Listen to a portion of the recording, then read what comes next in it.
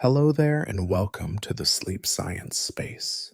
Tonight we drift softly into the wonders of our living planet, a place where life thrives and forms, both familiar and impossibly strange. As we settle in, let your breath slow, let your mind loosen, and allow curiosity to guide us gently forward. Life surrounds us everywhere. It glows in the deepest seas, hides within the driest deserts, and drifts silently in every breath of air. Some creatures have remained almost unchanged for hundreds of millions of years, while others survive in environments so extreme they sound like fiction. Every life form is a quiet miracle, a small thread in the vast tapestry that connects us all. If this journey brings you comfort, you're welcome to subscribe, or share a favorite fact in the comments. Such tiny actions help another sleepy soul find their way here. But for now, you don't need to do anything at all. Just rest. Just listen, feel the world slow around you as new stories unfold. Let's begin. Life on Earth may have taken shape in complete darkness. We often imagine our beginnings under warm sunlight and gentle ponds. Yet many scientists believe the first sparks of life emerged deep beneath the ocean around hydrothermal vents. These towering structures release scalding mineral-rich water from inside the earth, a place that seems hostile yet holds remarkable chemistry. Within their mineral walls, tiny chambers may have sheltered simple molecules, allowing them to grow more complex. Some researchers think these vents were Earth's earliest laboratories, protective cradles where life formed quietly, far from the chaos of the surface.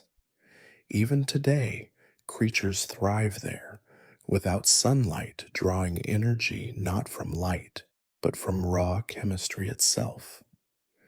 A reminder that life can begin in darkness, waiting patiently to bloom. Some creatures can survive being frozen solid. Imagine your body turning to ice, your heart silent, your blood still, and then with spring waking again, as if nothing happened. For certain animals, this is not fantasy. The wood frog of North America freezes each winter, its organs dormant. Natural chemicals like glucose act as antifreeze, protecting cells from damage. When warmth returns, the frog thaws, breathes, and leaps back into life. Tiny insects and invertebrates use similar tricks, enduring cold that would end most other forms of life. These abilities remind us that life is not fragile, it is inventive, adaptable, endlessly resilient. On Earth, even ice can be a pause button rather than an end. And deep in the ocean, some animals live where sunlight never reaches. We learn that the sun fuels life. Plants drink light, animals eat plants, and energy flows forward. Yet in the silent dark, entire ecosystems flourish. Around hydrothermal vents, blind crabs scuttle through shadows, giant tube worms sway like pale banners, and ghostly fish glide without eyes to see. Here, life runs on chemosynthesis, where bacteria transform chemicals like hydrogen sulfide into energy. Light is not required, only patience, pressure, and possibility. The deep reminds us that the rules of life are flexible and often far stranger than we imagine. These tiny bacteria become the foundation of entire ecosystems, forming food webs that flourish in places where sunlight has never touched. In underground caverns, far beneath the soil, Other organisms follow a similar path. They spend their entire existence in darkness, never seeing the sky. Over generations, their eyes shrink or vanish, completely replaced by heightened senses of touch, vibration, and scent. Life continues not dependent on the radiance of the sun, but able to weave its own reality in eternal shadow. Jellyfish have been drifting through the oceans longer than forests have stood on land. They predate dinosaurs. They predate trees older than most life we know today. For more than 500 million years, these delicate beings have pulsed through Earth's waters, surviving 5 mass extinctions and changes that reshaped the planet itself. Their bodies are almost dreamlike simple domes of soft tissue made mostly of water, with no heart, no bones, no brain, yet perfectly designed for survival. They move as if time itself flows through them, glowing softly in the dark forming blooms so immense they can be seen from space. Despite their apparent fragility, jellyfish can regenerate missing parts and thrive in waters many creatures cannot tolerate. Watching one drift slowly in the deep feels like staring back through history, witnessing a blueprint of life that has endured for ages, still effortless, still alive. And then there are microbes with a taste for stone. While we think of life feeding on plants or sunlight, some microorganisms follow a stranger path.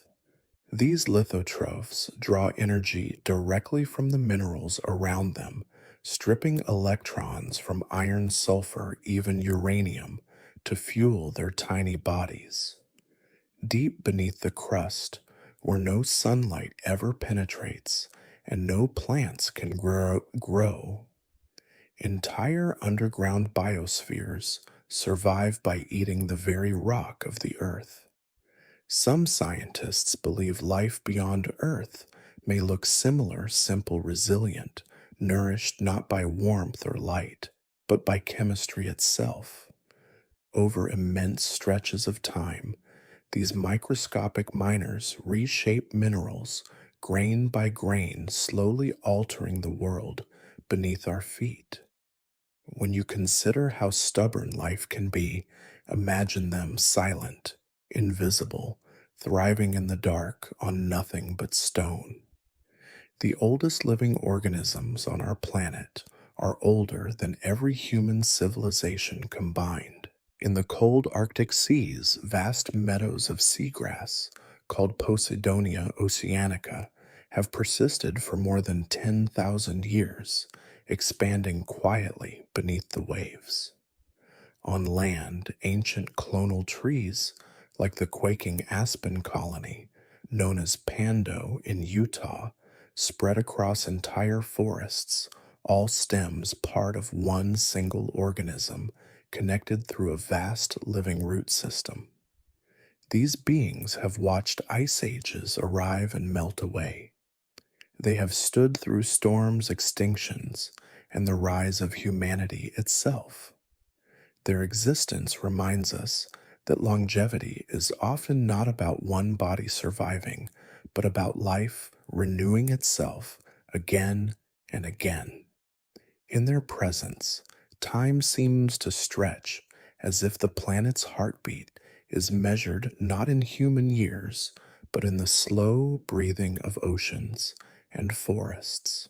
Some trees possess the extraordinary ability to clone themselves, continuing their lineage for thousands of years, generation after generation, long after individual trunks have fallen. When the limbs of certain trees bend low enough to brush the earth, something remarkable can happen. New roots begin to grow. Over the years, fresh trunks rise from those rooted branches, continuing the lineage of the original tree. Species like willow and poplar often spread this way, forming entire groves that are in truth a single genetic being. One of the most famous examples is Pando, the trembling giant of Utah, a forest of more than 40,000 stems, all belonging to one ancient life form that may be tens of thousands of years old. Unlike animals which live out their lives as individuals, trees can persist through self replication, letting young shoots rise as older trunks fall and return to soil. A forest like this is both mortal and timeless aging and being reborn continuously. It whispers that life can transcend years, not by refusing death, but by renewing itself again and again, a quiet echo across generations. Deep in Oregon's Blue Mountains rests another titan of nature, a fungus spreading silently beneath the forest floor. Known as Armillaria ostoyi, it appears to us only as scattered clusters of mushrooms, small and unassuming. But hidden underground is an immense network of mycelial threads linked together as one organism stretching nearly 10 square kilometers. It may be thousands of years old, weighing hundreds of tons, one of the largest and oldest life forms on Earth. It grows invisibly, weaving through soil, and roots slowly digesting wood and recycling the forest from within.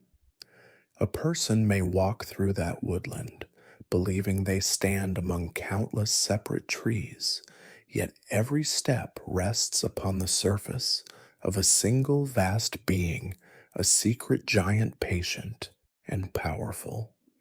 It's eerie and beautiful, a reminder that the world is full of lives we never notice. Inside your own body lives a universe as just as astonishing. For every human cell you carry, there are at least as many microorganisms, bacteria, archaea, fungi, even viruses living with you and within you. Together, they are called the microbiome, and they influence digestion, mood, immunity, metabolism, and more. Most of them are helpful allies. Others simply coexist, neither harming nor aiding us. Yet without this microscopic community, we could not survive at all.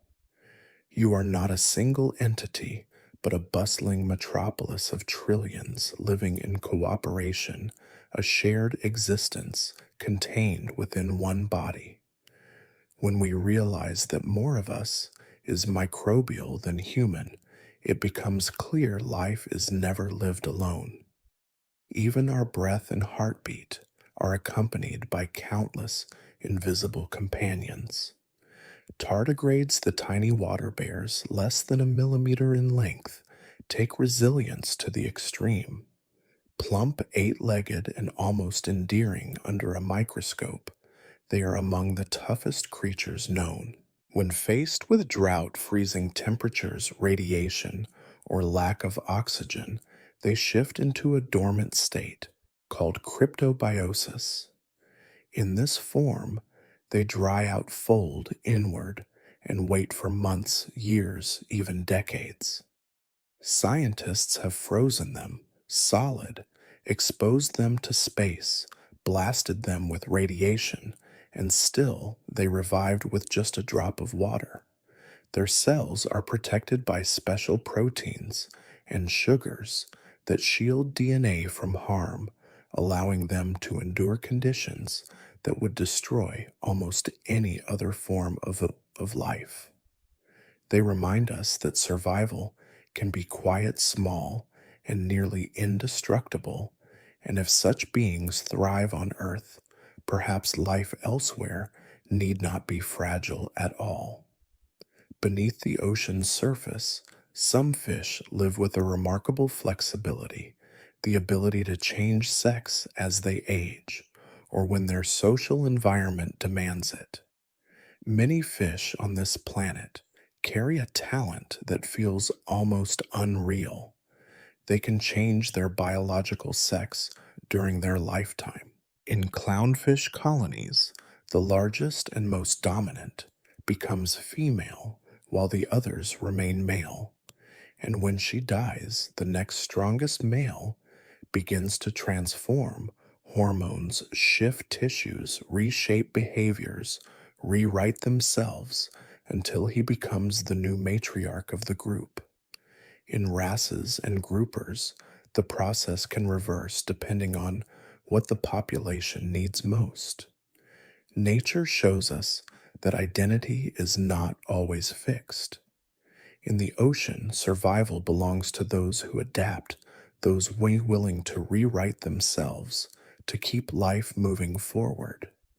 The axolotl, with its soft smile and delicate feathery gills, seems gentle, almost childlike, yet inside it lies a power that borders on mythical.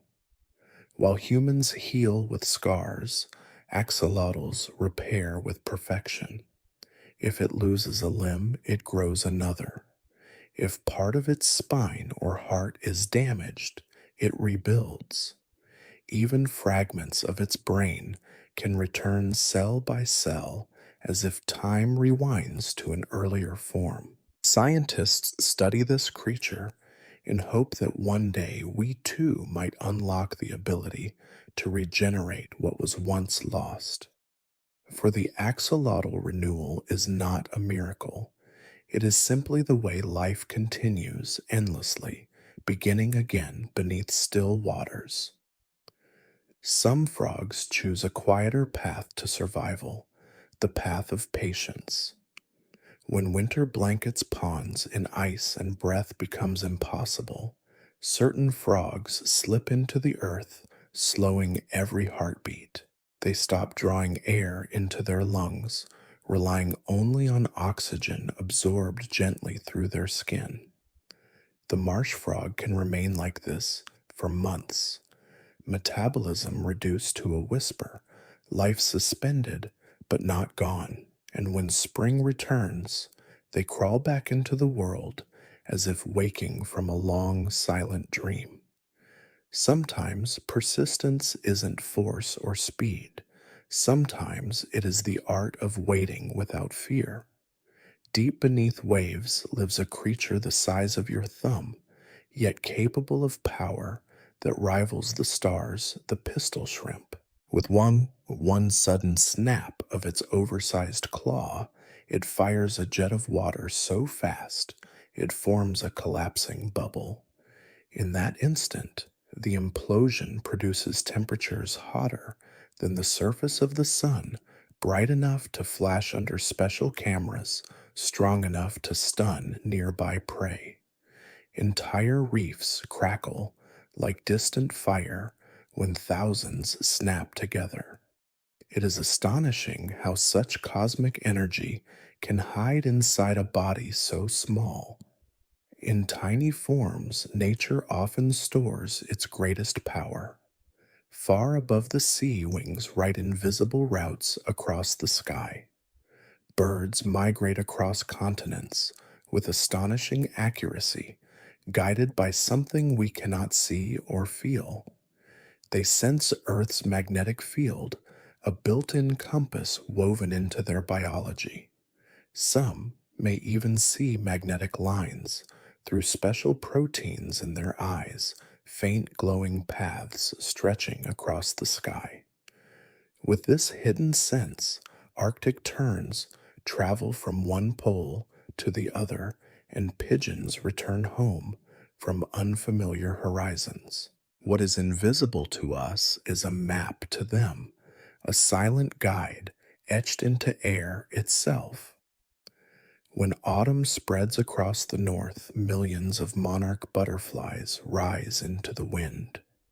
Their wings look fragile, thin as paper, yet they travel thousands of kilometers from Canada and the United States to the mountains of central Mexico. No individual butterfly completes the round trip. Generations relay the journey passing memory through instinct rather than experience. What we see is delicate, but what moves them is ancient. A migration written not in sight or thought, but in the quiet language of life itself. What makes this feat even more astonishing is that no single butterfly completes the round trip.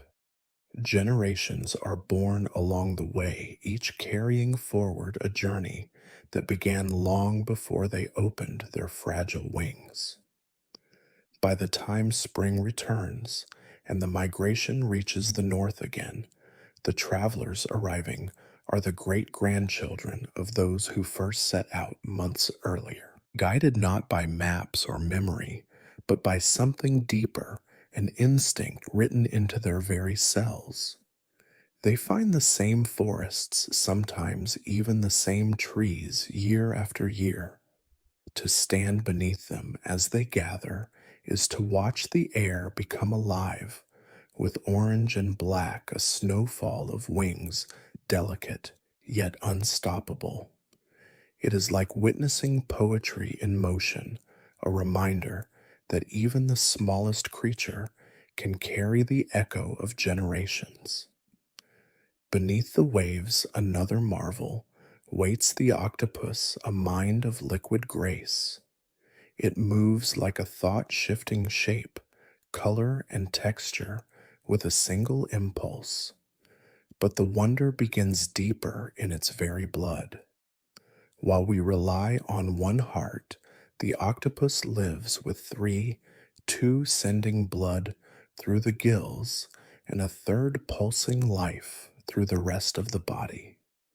And that blood is blue tinged by copper instead of iron, allowing it to thrive in cold, low oxygen seas. An octopus can slip through gaps no wider than its beak, solve puzzles, open jars, even escape tanks in the dead of night. Meeting one is like meeting intelligence from another world, a reminder that evolution writes infinite blueprints for life, each strange, each perfect in its own way. High above the sea, black feathers glint with quiet thought. Crows, clever and watchful, carry memories like stories, long detailed, personal. They can recognize human faces, remembering those who were kind and those who were not. Experiments have shown that years later, a crow will still recall a face, warning others with sharp calls if danger once came from that person. Yet kindness is remembered too. Humans who leave food are sometimes repaid with gifts, a shiny button, a bead, a piece of wire glimmering like treasure. When a crow studies you with one bright eye, head tilted as if evaluating your character, you may wonder who is observing who. Behind that gaze lives a mind capable of judgment, memory, even gratitude. A quiet intelligence perched among the branches. Far out at sea, sleek bodies break the surface with bursts of silver light dolphins, playful and social, weaving through water like laughter itself. Within their pods, communication is rich and layered, filled with clicks, whistles, and intricate sounds. And among these, each dolphin carries a unique signature whistle, a name.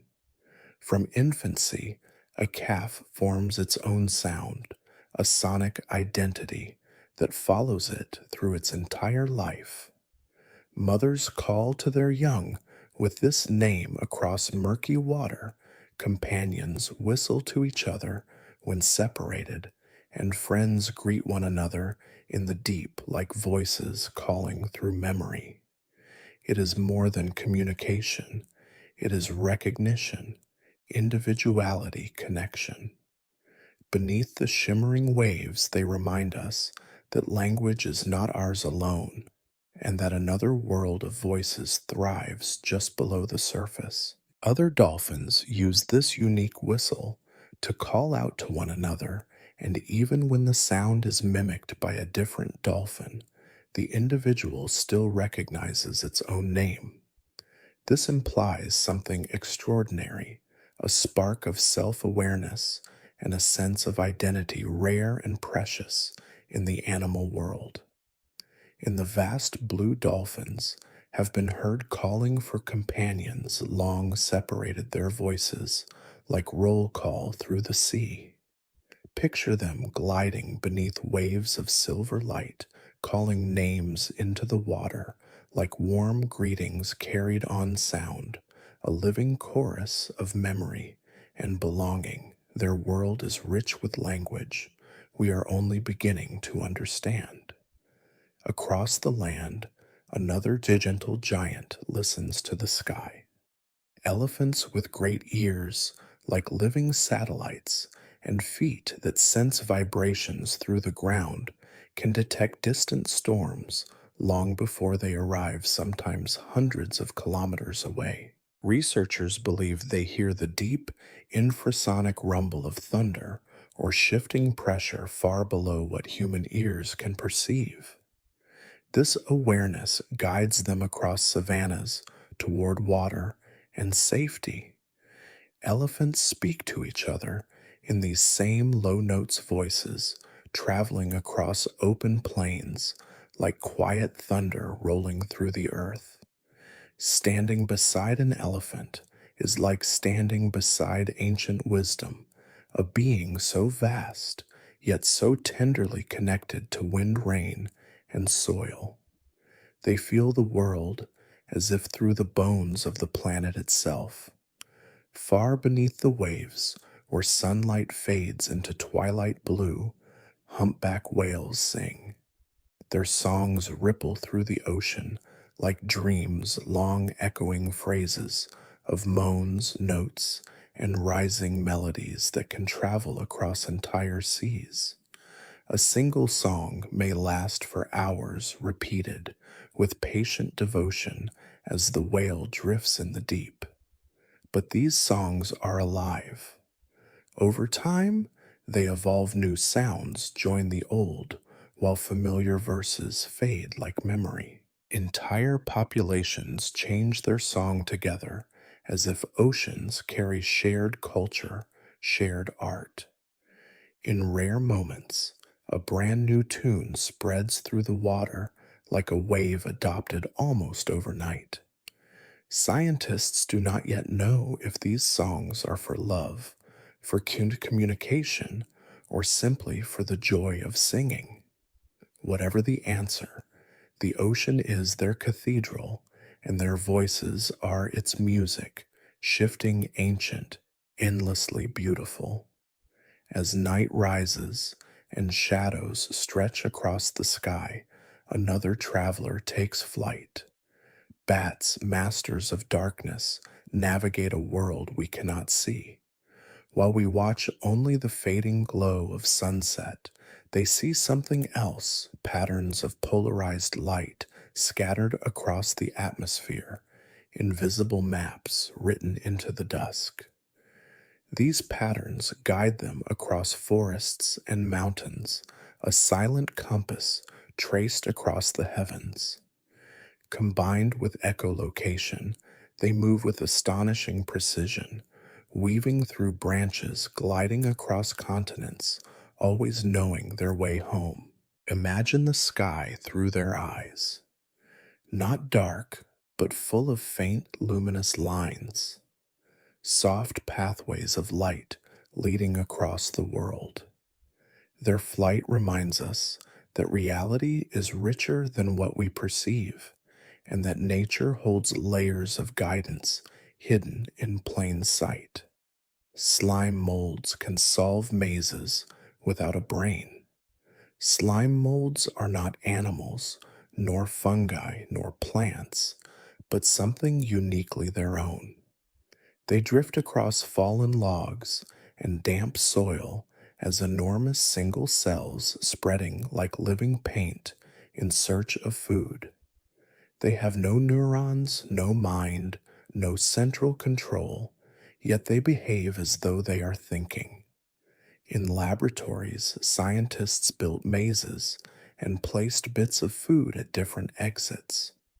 Slowly, patiently, the slime mold extended its tendrils through the corridors, withdrawing from dead ends, strengthening pathways that led toward food until it traced the shortest, most efficient route. It behaved like a puzzle solver. Even more incredibly, when exposed to repeating patterns, slime molds begin to anticipate them, responding as though they remember. From a creature without a brain, this is breathtaking. They remind us that intelligence is not only a structure of neurons, but a living process, a function that can emerge wherever life organizes itself. Sometimes thought flows not from a mind, but from movement. Beneath the soil, another society thrives, one much older than ours. Long before humans planted crops or raised livestock, ants were already farmers. Leaf-cutter ants march in shimmering green processions, each worker carrying a piece of leaf like a tiny sail. They do not eat these leaves. Instead, they bring them to underground gardens where they cultivate fungi, their true food. The ants chew the leaves into pulp, tend them carefully, and fertilize them like miniature gardeners. The fungi grow and the colony feeds. Over millions of years, ants and fungi have evolved together in perfect dependency. The fungus cannot survive without the ants' care, and the ants cannot survive without their crop. Even more remarkable, the ants carry symbiotic bacteria on their bodies that produce natural antibiotics to protect their gardens from disease, tiny pharmacists guarding ancient fields. What humans learned only recently, these insects have practiced for tens of millions of years, and the scale of their world is astonishing. A single colony of leafcutter ants can number in the millions, a living city beneath our feet. Tunnels stretch like veins through the earth, linking chambers that serve as nurseries, granaries, fungus farms, and royal halls. Highways of workers surge back and forth, guided by chemical messages written in pheromone trails. Each ant knows its role, not by instruction, but by instinct woven through the colony, like shared purpose. The queen, deep in the darkness, can live for decades, her presence sustaining the entire civilization. When scientists map these underground networks, the resemblance to human cities is uncanny. There is agriculture, waste management, division of labor, transportation, and communication. A society without architects, yet perfectly designed. A city without language, yet deeply organized. In the dirt below us lies an empire built from cooperation, quiet, tireless, and ancient. And so we continue our journey. Even without sight, without planning, blind architects below the earth raise empires, grain by grain, guided only by chemical whispers and instinct older than history. It humbles us, doesn't it, to know that life, so small it could balance on your thumbnail, is capable of societies that mirror our own complete, with builders, soldiers, farmers, and waste managers. Underground civilization thrives quietly in the dark. Termites craft towers that breathe. Across the open savannas of Africa and the sunburned plains of Australia, their mounds rise like clay cathedrals sculpted by tiny jaws, some taller than a person, some stretching more than 6 meters toward the sky. Inside, millions of termites care for their colony, tending fungal gardens the way humans tend fields. What astonishes scientists most is not only their scale, but their climate control. While days scorch at the surface and nights fall cold inside, the temperature remains nearly constant. These mounds work like living lungs, vents chimneys, and porous walls pull air through no imagine. Standing beside one of these towers, a breathing skyscraper of earth, built grain by creatures that will never know the concept of architecture, yet practice it flawlessly. Now drift with me into the ocean's midnight world. But the deep sea, a realm of eternal night, glows with bioluminescent life. Millions of organisms create their own radiance, eerie blues, electric greens, and rare shimmering reds. Tiny plankton scatter sparks like dust from a comet's tail. Fish dangle glowing lures before their mouths like tiny lanterns. Jellyfish pulse in waves of neon, blooming and folding like slow fireworks drifting through black water. Down here, light is language. It is a weapon, a disguise, a call for love, a warning in the dark. Some creatures shine constantly like stars.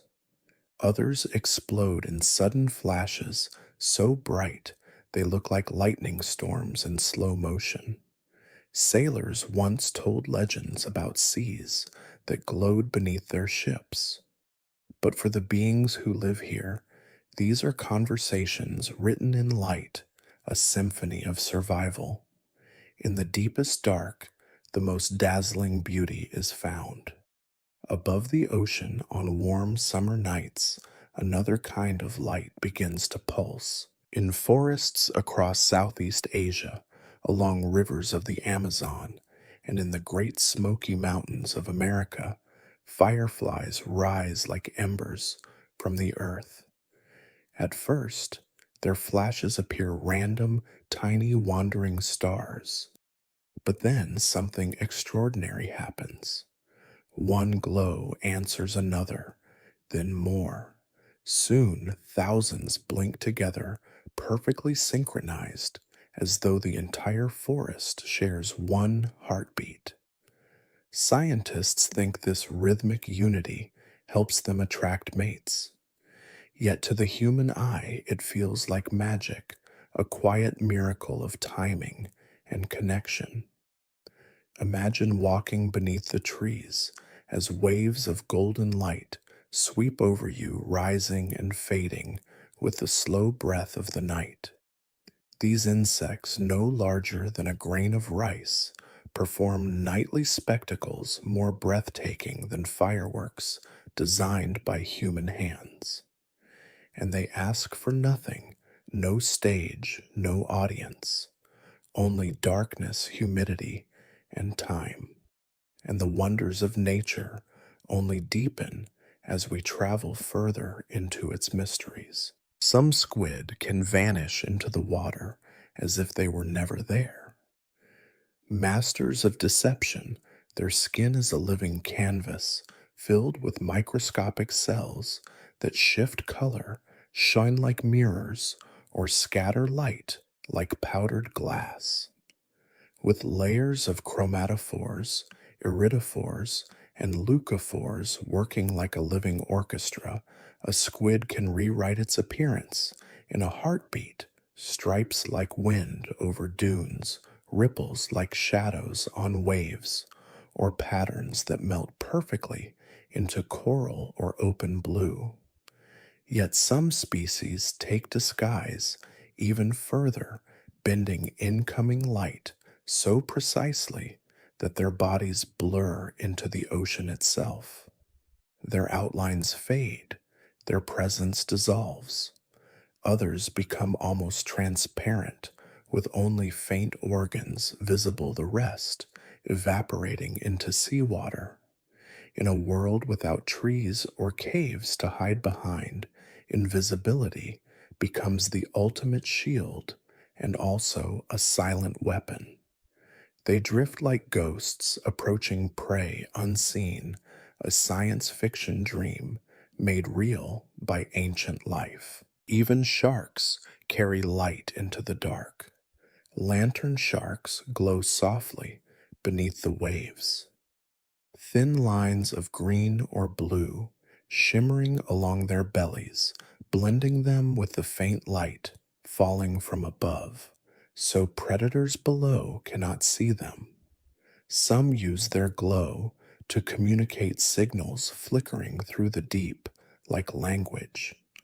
Tiny organs called photophores sparkle across their bodies like constellations, so that in the twilight zone of the ocean, sharks glide like stars that swim.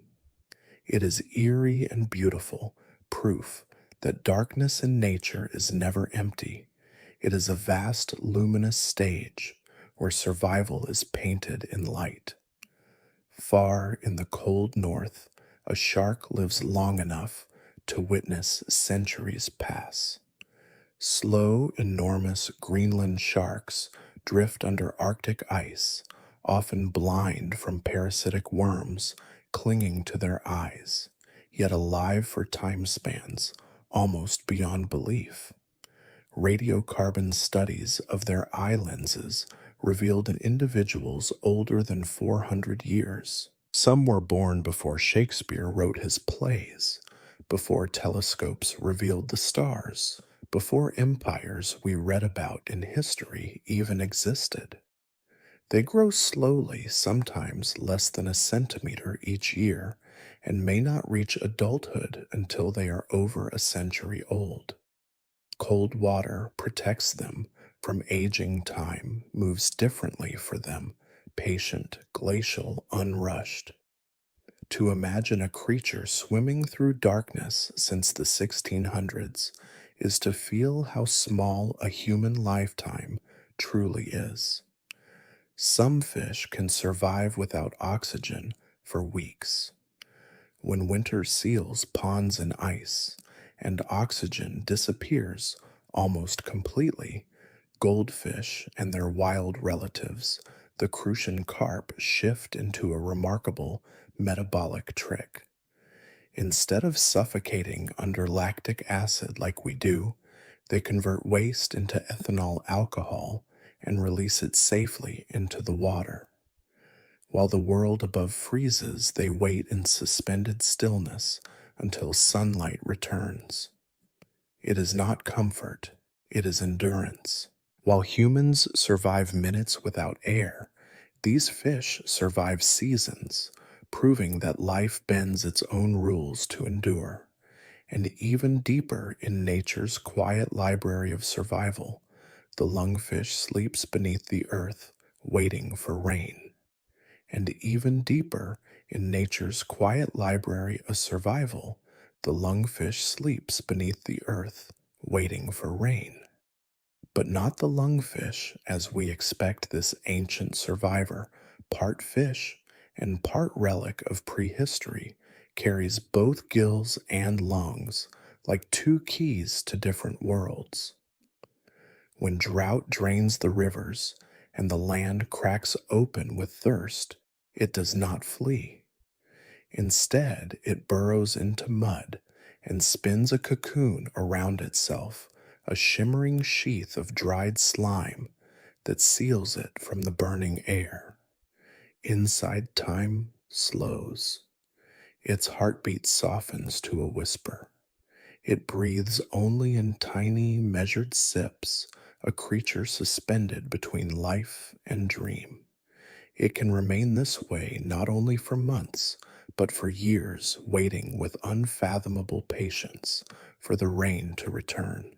When the first storms break and rivers swell again, the lungfish wakes, sheds its cocoon, and swims forward as though nothing happened. This state estivation is a biological pause button, a lesson written into its bones that survival sometimes means trusting the future rather than fighting the present. Some journeys, however, do not wait, they move. For ages, philosophers wondered where eels came from. Aristotle dissected them, searched rivers, traced tides, and still found no eggs, no young, only adults appearing as if from nowhere. Today, we know their secret. European and American eels spend decades living silently in rivers and lakes, feeding, growing, waiting. And then, when the moment arrives, they feel a pull older than memory and begin a migration across the Atlantic, thousands of kilometers to the Sargasso Sea, a drifting cradle of golden seaweed. There they spawn, and there they die.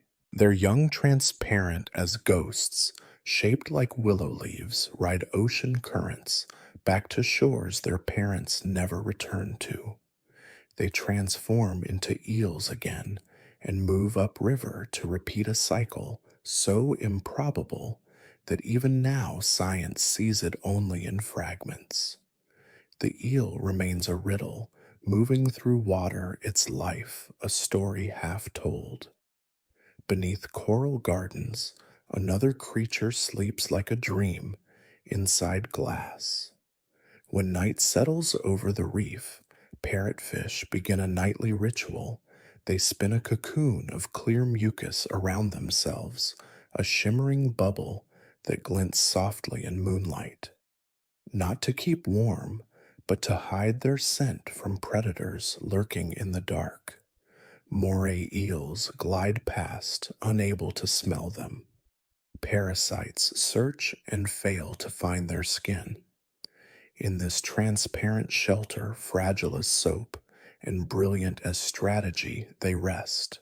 By dawn, the bubble breaks, and the parrotfish returns to daylight with its beak like jaws crunching coral into powder grains that tides will carry to shore as bright white sand. Entire beaches born from sleep and stone. And then, in the gentle world of seahorses, life rewrites the rules. Here it is the father who carries the unborn. After a dance of courtship, slow, tender curling tails and drifting bodies, the female places her eggs inside a pouch on the male. He holds them, nourishes them, protects them. Weeks pass. Then he contracts, rippling with effort, and tiny seahorses burst into the water like sparks of life. It is birth, but inside out, from everything we expect. A reminder that nature never promised to follow our logic, only its own. This unique arrangement frees the female to create more eggs, while the male takes on the nurturing role. Watching a father seahorse twist and labor as dozens of tiny replicas burst into the water is surreal, a reversal of expectation, so gentle yet so profound. In this quiet inversion, we see that gender roles in nature are fluid, that parenting wears many shapes, and that care is a language larger than biology.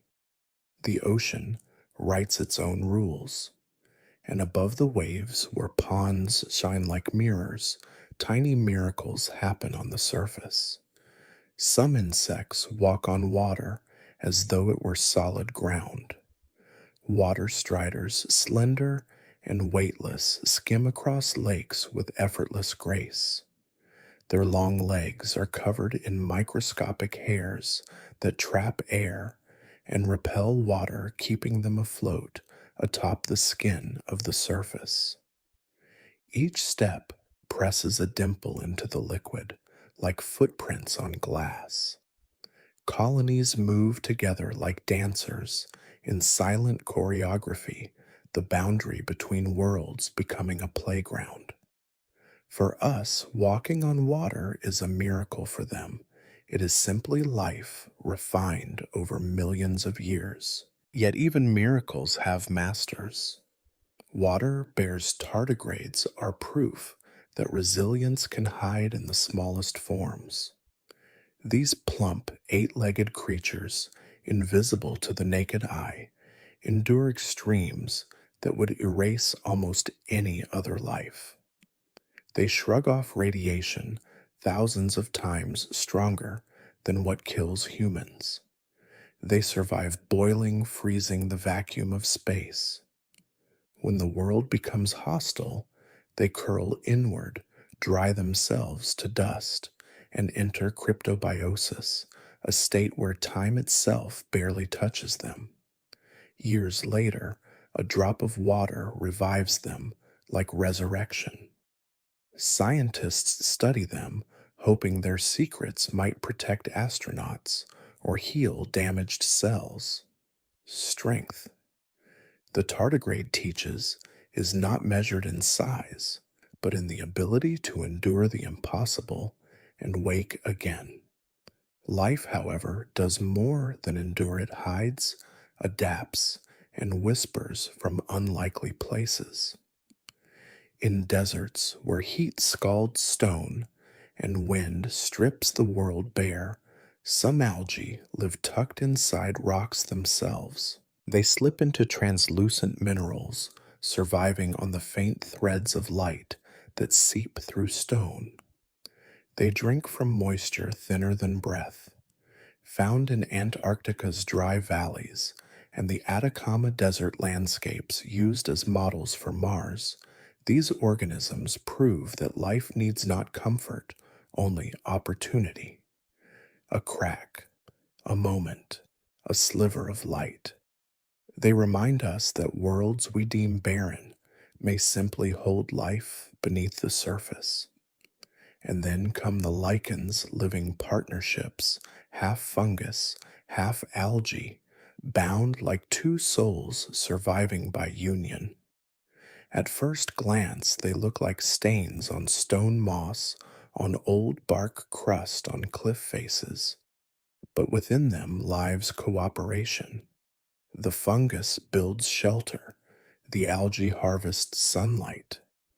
Together they survive, where each alone would perish on windswept peaks, frozen tundra, forgotten ruins, even bare planetary rock. They are pioneers of new land, preparing soil for forests that will grow after them. They are patience embodied life that moves slowly yet shapes worlds. This unique arrangement frees females to produce more eggs, while the males take on the nurturing role and watching a male seahorse give birth, writhing as dozens of tiny replicas burst into the water is both surreal and profoundly moving. It shows us that gender roles in nature are fluid and that parenting can take forms as diverse as life itself. In the seahorse, we glimpse an oceanic inversion of expectation. Some insects can walk on water. Water striders, delicate creatures with long, slender legs, glide across ponds as if skating on glass. Their secret is physics. Tiny hairs on their legs repel water, trapping air and preventing them from breaking the surface tension. With every step, they press against the dimpled water beneath them, bouncing like acrobats on an invisible trampoline. Entire colonies move together like dancers across a mirrored stage. For them, the water's surface is not a barrier, but a world of opportunity food above safety from predators below. To us, walking on water is a miracle. To them, it is simply life, perfected by millions of years. Watching them glide is like peeking into a different rule book where boundaries become playgrounds. Water bears can withstand deadly radiation. Tardigrades, tiny plump creatures known as water bears, are among the most indestructible forms of life we know. They survive the vacuum of space and radiation thousands of times beyond what kills humans. They do this by producing special proteins that shield their DNA and by entering cryptobiosis, a near death state where their body's dry metabolism slows almost to zero and cells become armored against harm. Years later, with just a drop of water, they awaken. Scientists study them, hoping to use their secrets for medicine, radiation protection, or long term space travel. These creatures, invisible to the naked eye, remind us that strength is not size. Strength is endurance, the ability to survive the impossible and return. Some algae can live inside rocks. In harsh deserts, where sunlight scorches and wind strips moisture away, life hides. Certain algae burrow into porous stone, surviving on faint light that seeps through mineral walls and tiny beads of water threading through cracks. It is a precarious existence, yet it works in Antarctica's dry valleys, in the Atacama Desert, places so extreme that scientists use them as Mars analogs. These hidden organisms whisper that life does not need abundance, only possibility.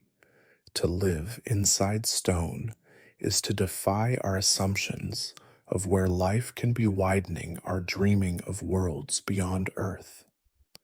Lichens are partnerships, not individuals. At first glance, they look like simple crusts on rocks or moss on trees, but they are alliances, fungi offering shelter, and minerals, algae providing photosynthesis and energy. Together, they become something greater than either alone. Lichens colonize bare stone ice rooftops, breaking rock into soil over centuries, paving the way for forests yet to come. They endure tundra and desert heat. Some may live thousands of years. Their quiet persistence teaches cooperation, survival through partnership rather than competition, a lesson old as earth. Certain bacteria breathe metal instead of oxygen. While most uses oxygen as the final step of respiration, some bacteria live where oxygen never reaches: deep mud, caves, buried aquifers, and use iron, manganese, even uranium instead. They exhale altered metals as they metabolize, coating rocks in rust and subtly reshaping the earth. They hint at an ancient world before oxygen and at alien worlds where oxygen may never exist. To imagine creatures breathing metal is to witness life's creativity, turning the inert into fuel for persistence. Some microbes can digest plastic. Plastic, humanity's most persistent invention, spreads across oceans and soil, resisting decay for centuries. Yet life adapts. Scientists have found microbes that break down plastic and use it as food. One bacterium, Adionella sacaiensis, produces enzymes that dismantle PET, the material in bottles and packaging. Fungi, too, have shown promise.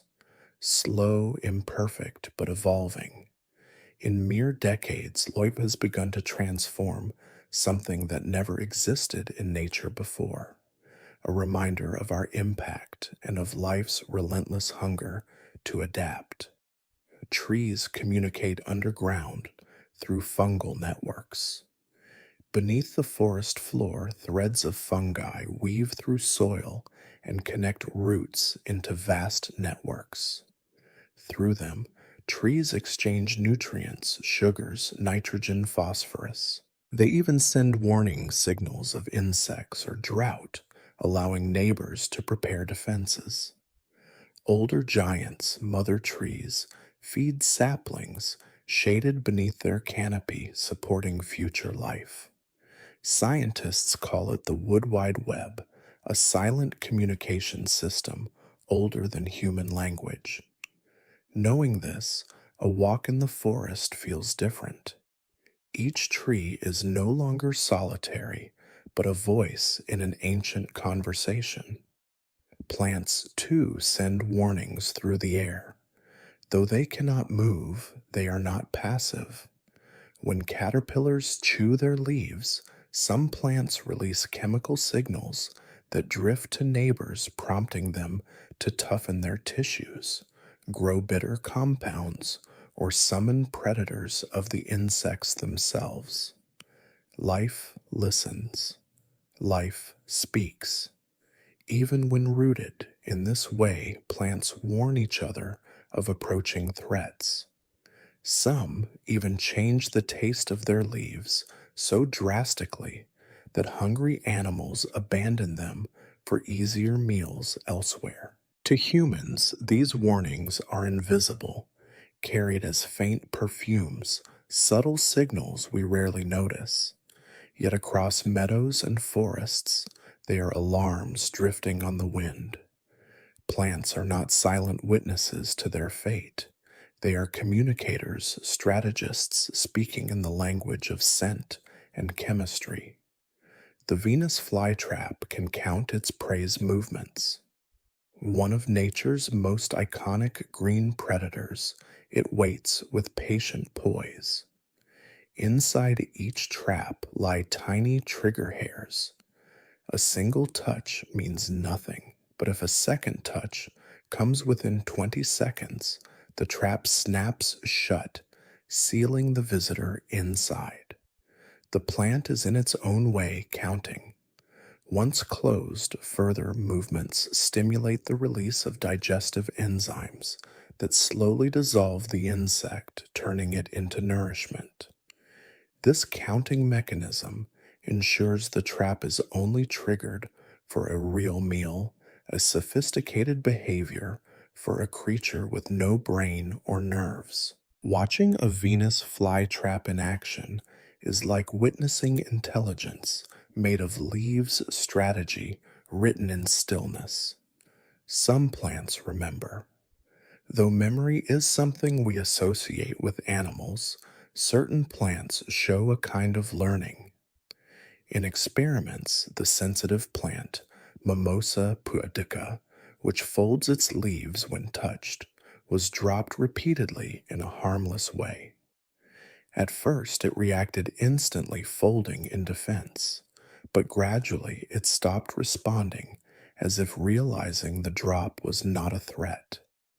Weeks later, it still remembered ignoring the harmless motion, yet folding again when faced with something new. This memory isn't made of neurons, but of biochemical shifts inside cells, altering how they respond. Rooted they may be, but unaware they are not. Plants record experience quietly storing the past within living tissue. Bamboo can grow nearly a meter in a single day.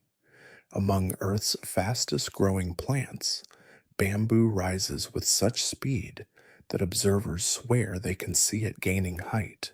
Hollow stems in segmented columns allow water and nutrients to surge upward like a living fountain fueling rapid expansion. For centuries, bamboo has given us food, shelter tools, even music. Yet what makes it remarkable is not only utility, but symbolism. While forests take decades to return, bamboo regrows after harvest within a season. It stands as a metaphor for resilience and renewal strength through flexibility, power through patience, speed born of elegant design. Its growth is not just biological, but poetic. proof that life can surge forward with breathtaking force when conditions align. The Titan arum produces the world's largest flower. Deep in the rainforests of Sumatra grows a plant that has astonished explorers and botanists alike, the Titan arum, often called the corpse flower. When it blooms, which happens rarely, a single stalk can rise over 3 meters tall, towering like a living monument. As the blossom unfurls, its inner petals glow a deep blood red, and the air fills with the unmistakable scent of rotting meat.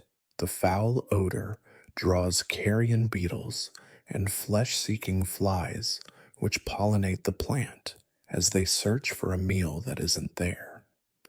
For a brief moment in time, this giant bloom becomes a spectacle, grotesque yet beautiful, strange yet magnificent. Crowds gather in botanical gardens just to witness it, knowing the opportunity may not come again for years. In its fleeting monumental display, the Titan arum captures the drama of life, brief, bold, unforgettable. Some orchids trick insects by imitating female scent. Orchids are masters of deception. Certain species have evolved blooms that mimic the appearance and pheromones of female insects. Their petals curl into shapes that resemble bodies, while chemical fragrances drift through the air like invisible invitations. Male insects, fooled by the illusion, attempt to mate with the flower brushing against its pollen in the process.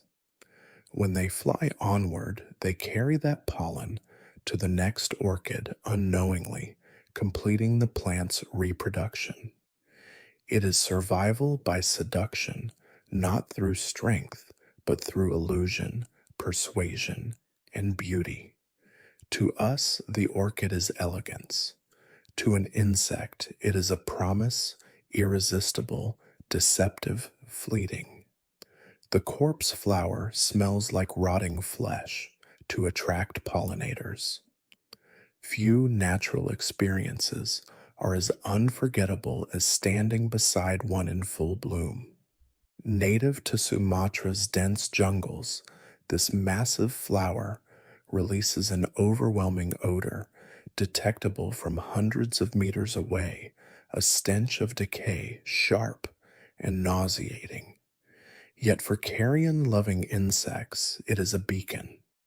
They crawl deep within its cavernous folds, dusting themselves with pollen as they search for flesh that doesn't exist. By imitating death, the corpse flower ensures its own life continues. For just a few days, it becomes a marvel, repulsive, mesmerizing, magnetic. Proof that in nature, beauty and disgust are sometimes two sides of the same survival strategy. Some seeds can survive dormant for thousands of years. Seeds are nature's time capsules, tiny vessels holding the blueprint of life, wading through drought fire and the slow passage of ages. Some wait not just decades, but millennia.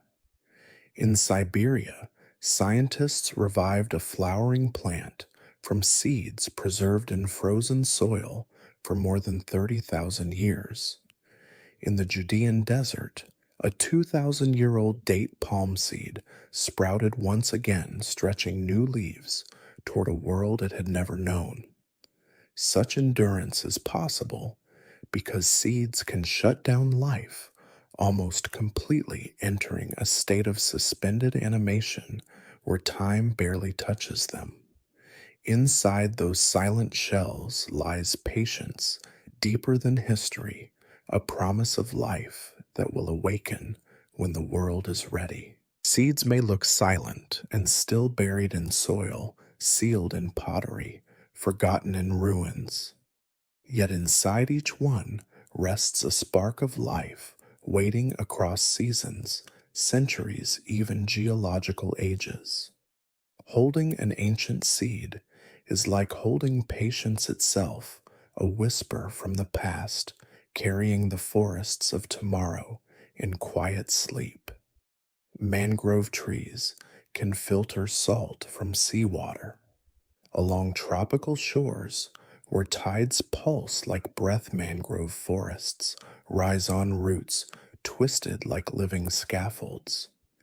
These trees thrive where most plants would wither in brackish water heavy with salt. To endure such conditions, mangroves have evolved remarkable strategies. Some draw water from the sea, but filter the salt at the root, allowing only fresh water to nourish them. Others push salt out through tiny glands on their leaves, leaving behind glittering white crystals when the sun dries them. Their roots cradle sediments, shelter young fish and crabs, and buffer coastlines from storms like natural shields. Mangroves stand where ocean and earth collide, guardians, shaped by hardship, thriving through adaptation rather than resistance. Some grasses survive wildfire by sprouting from underground. Fire races across grasslands with unstoppable force, turning fields to smoke and ember. Yet when flames fade and the land lies charred, new life stirs beneath the soil.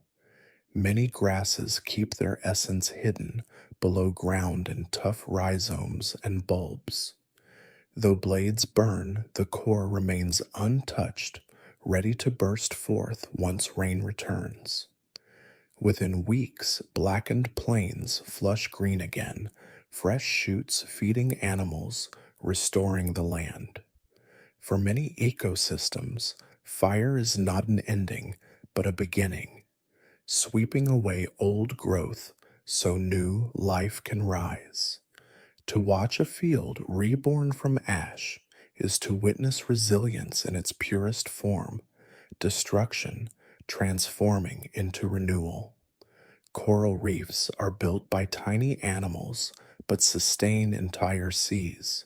When we picture coral reefs, we imagine vast underwater metropolises glowing with color and life.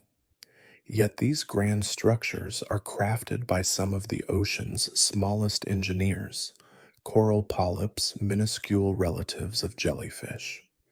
Each one builds a tiny limestone home, and together over centuries, they form towering reefs visible even from space. These living structures shelter nearly a quarter of all marine species, offering food, refuge, and nurseries for countless creatures. Reefs soften waves before they reach shore, protect coasts, and support communities around the world. Without these small architects, tropical oceans would fall silent. To dive among corals is to enter a cathedral of life, fragile, ancient, extraordinary. Clownfish live in symbiosis with stinging anemones. Among the bright thickets of coral reefs, clownfish weave between the tentacles of sea anemones' arms that deliver venom strong enough to paralyze most fish. But clownfish bear a protective layer of mucus, allowing them to nestle safely among the stings. In return, they clean the anemone and lure prey close while gaining shelter from predators who fear the lethal tentacles. It is a partnership of trust written into instinct, a dance of danger turned to refuge. In this small exchange, we see how cooperation shapes survival even in a world built on competition. In return, the small clownfish offer far more than simple company. They guard the anemone like loyal sentinels, darting forward to scare off intruders, sweeping away bits of sand and fanning the water so their host can breathe more easily. Their lives are woven so tightly together that the fish rarely drift beyond the safety of those stinging arms. If you watch them for a while, flashing orange against curtains of soft white, or violet weaving in and out as though dancing, you'll understand why they've charmed humans for generations. What they share is a fragile arrangement danger shelter and cooperation balanced on a thin line. A silent agreement between two species, each offering what the other needs to survive. Elsewhere on the reef, another kind of partnership unfolds. Cleaner fish create tiny service stations, and other fish, even predators, gather like polite customers. Instead of chasing or fleeing, they hover calmly, waiting their turn. The cleaners, quick and delicate, glide across scales and fins, plucking away parasites, loose skin, and anything unwanted.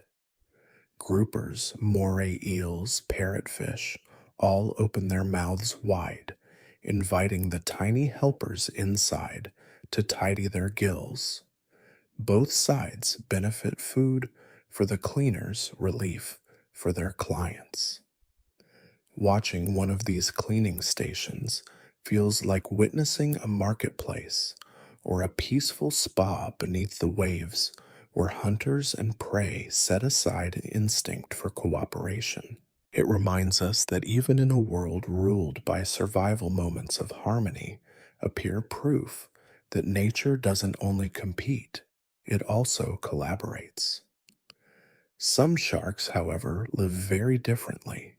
For many species, stillness means death. They must keep swimming without pause, pushing fresh, oxygen rich water through their gills with every forward glide. These obligate travelers, great whites, makos, and others, roam endlessly through open water. When they rest, only part of the brain drifts toward sleep while the body continues its steady motion. A wandering dream, half awake, half adrift. Watching them slip through the blue with slow, powerful strokes feels like observing a creature from another world built for journey, not for rest.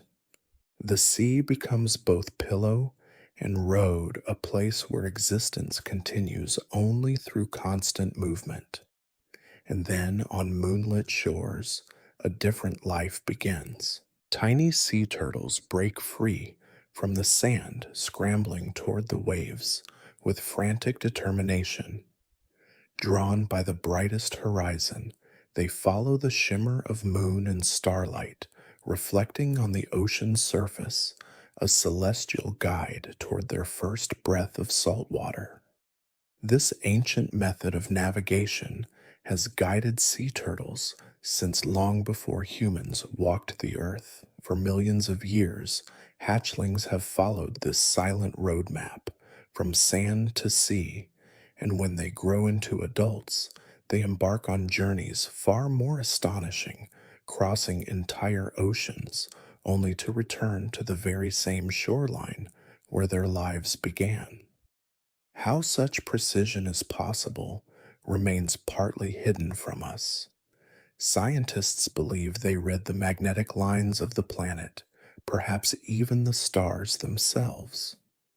To picture a creature steering by moonlight and constellations is to witness a navigation older than any compass, a pilgrimage written into the sky and sea. Their migrations remind us that even a faint glow in the darkness can be enough to guide a life home.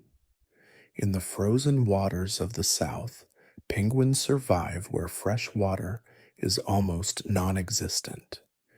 They swim, and swallow salty ocean water with no harm. Their secret lies in special glands tucked above their eyes, natural filters that remove excess salt from their blood. After feeding on salty fish or gulping seawater, the salt is expelled as tiny droplets that drip from their beaks or burst out in small comical sneezes. This remarkable adaptation lets them live fully in a world made of ice and brine, never needing rivers or rain. Watching a penguin shake its head, scattering glittering salt mist into the air, feels like witnessing a quest marvel, a bird shaped by cold winds and relentless waves turning the ocean itself into its drinking spring. And high above open water, where land lies weeks away, some birds carry the art of survival even further. Certain species sleep while flying. The great frigate bird may remain in the sky for days or even months, gliding effortlessly on warm rising air. Scientists discovered that when they rest, they switch off just one hemisphere of the brain at a time, micro sleeps that last mere seconds, repeated endlessly enough to keep their bodies aloft. One eye half closed, one half awake, dreaming on the wind.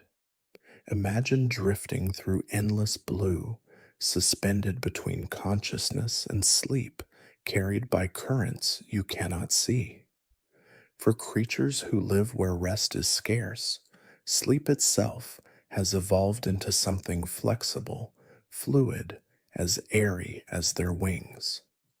Even farther into the windswept expanse, the albatross reigns. With wings that can stretch more than 3.5 meters, they command the sky like sailors of the breeze. Albatrosses master a technique called dynamic soaring, rising, dipping, sweeping across wind layers to steal energy from the shifting air, allowing them to travel for hours without a single flap. They glide as if weightless, tracing vast arcs above rolling seas, spending most of their lives untethered to land, guided only by storm horizon and instinct. This allows them to glide for hours, sometimes even days, without a single flap. With such effortless mastery of wind, albatrosses circle the globe as if it were a small blue pond, traveling tens of thousands of kilometers each year. They sip rain from passing clouds, sleep while drifting on air, and return to land only to raise a new generation. To watch an albatross suspended above endless waves is to witness a life that belongs not to earth, but to sky, a wanderer for whom the horizon is home. Hummingbirds, by contrast, hold the other extreme of flight, small, glittering, impossibly quick. Their hearts thunder more than 1,000 beats each minute, wings vibrating into a blur of motion. They hover, dart reverse climb movements like sparks of living light. Such speed demands constant fuel. All day they visit flowers, sipping nectar with urgent devotion, and when night falls, they slip into torpor, slowing their inner fire to survive until dawn. They weigh less than a coin, yet can cross the Gulf of Mexico in a single continuous flight, tiny bodies, powered by fierce brilliance. In the hummingbird, life becomes intensity, condensed into feathers and flame. In the deep jungles, courtship turns to art. Birds of paradise sweep leaves aside to build small stages on the forest floor. Then the show begins, leaps, spins, feathers fanned into impossible shapes, colors shining like gemstones. Some transform their silhouette completely, becoming circles, ovals, strange, perfect patterns of symmetry and light. Elsewhere, grebes dance on water, running side by side like twin reflections. Courtship is performance perfected over generations. Every step is a promise. Choose me. I am strong. I am alive.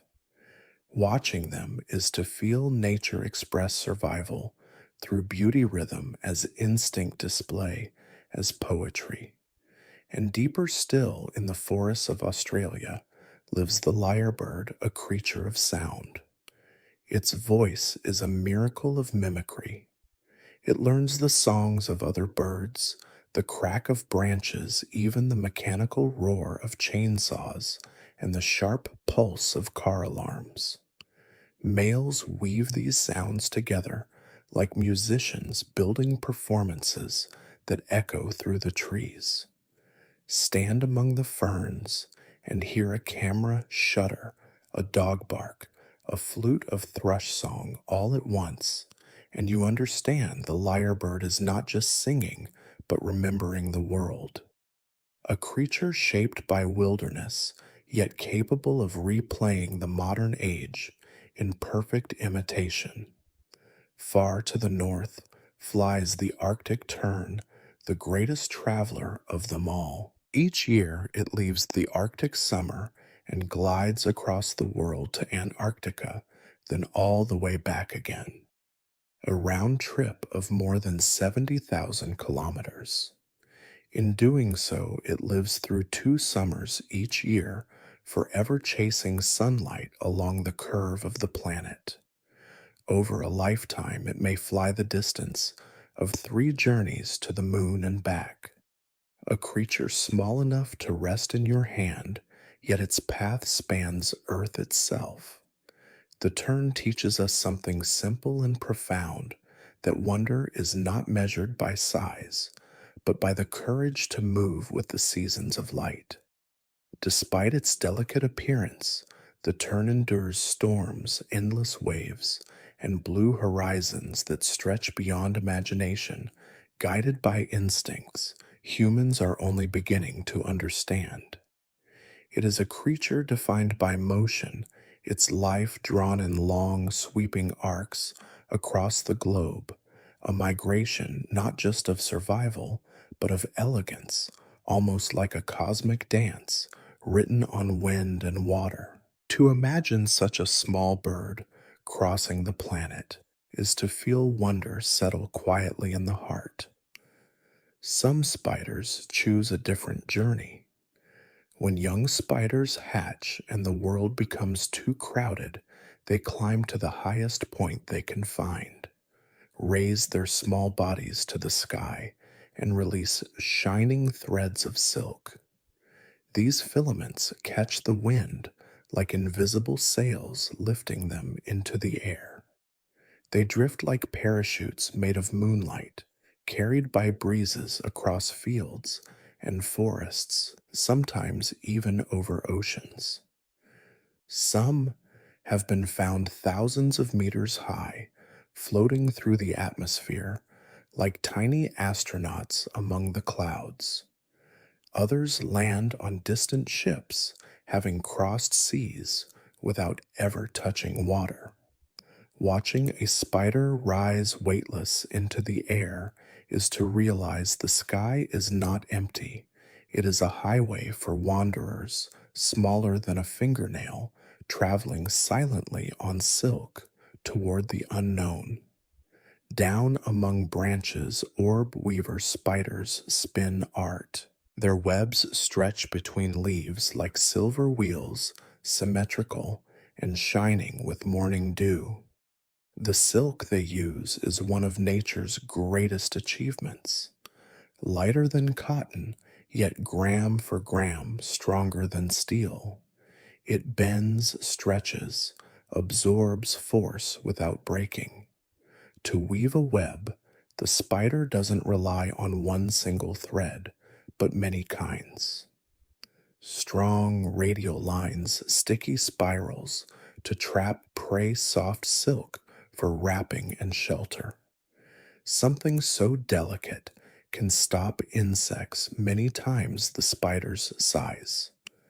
For decades, humans have tried to replicate this material for medicine and engineering, but its perfection remains a secret held in 8 patient legs. Each night, the spider creates what even our most advanced machines struggle to imitate. Below the surface of the soil, another architect waits. Trapdoor spiders dig burrows lined with silk, crafting hinged doors from dirt and leaf fragments, perfectly camouflaged, fitted like secret chambers. From inside the darkness, the spider listens. Every footstep, every vibration becomes a signal. When prey passes near, the silk hinge swings open in a flash, and the spider strikes, pulling its catch into the shadows before sealing the entrance once more. No web in the wind, no glittering lace, only a fortress hidden beneath the earth, built for patience, silence, and sudden speed. Most who walk above never know a predator waits just centimeters below a world of trapdoors and ambushes unfolding beneath the quiet grass. Some wasps take survival to unsettling extremes, turning other insects into living zombies. Among the most haunting strategies in nature are those of parasitic wasps, creatures that manipulate minds and bodies from the inside out. Some sting caterpillars or cockroaches and inject their eggs directly into them. When the larvae hatch, they feed slowly within the still living host, releasing chemicals that warp its behavior. One species turns a cockroach docile, guiding it like a puppet into a burrow, where it becomes food and shelter for developing young. Another forces a caterpillar to stand guard over the wasp's cocoon, defending it until it dies. These scenes feel like science fiction, yet they happen quietly in forests and gardens around us. The victim becomes neither fully alive nor dead, but a vessel for another life. In this eerie strategy lies evolution's darker brilliance, adaptation shaped with precision and cold efficiency. In brighter corners of the natural world, communication becomes dance. Inside a humming hive, honeybees share information not through sound, but movement. When a forager finds a rich meadow of flowers, she returns home and performs the waggle dance, a looping rhythm that encodes direction and distance with astonishing accuracy.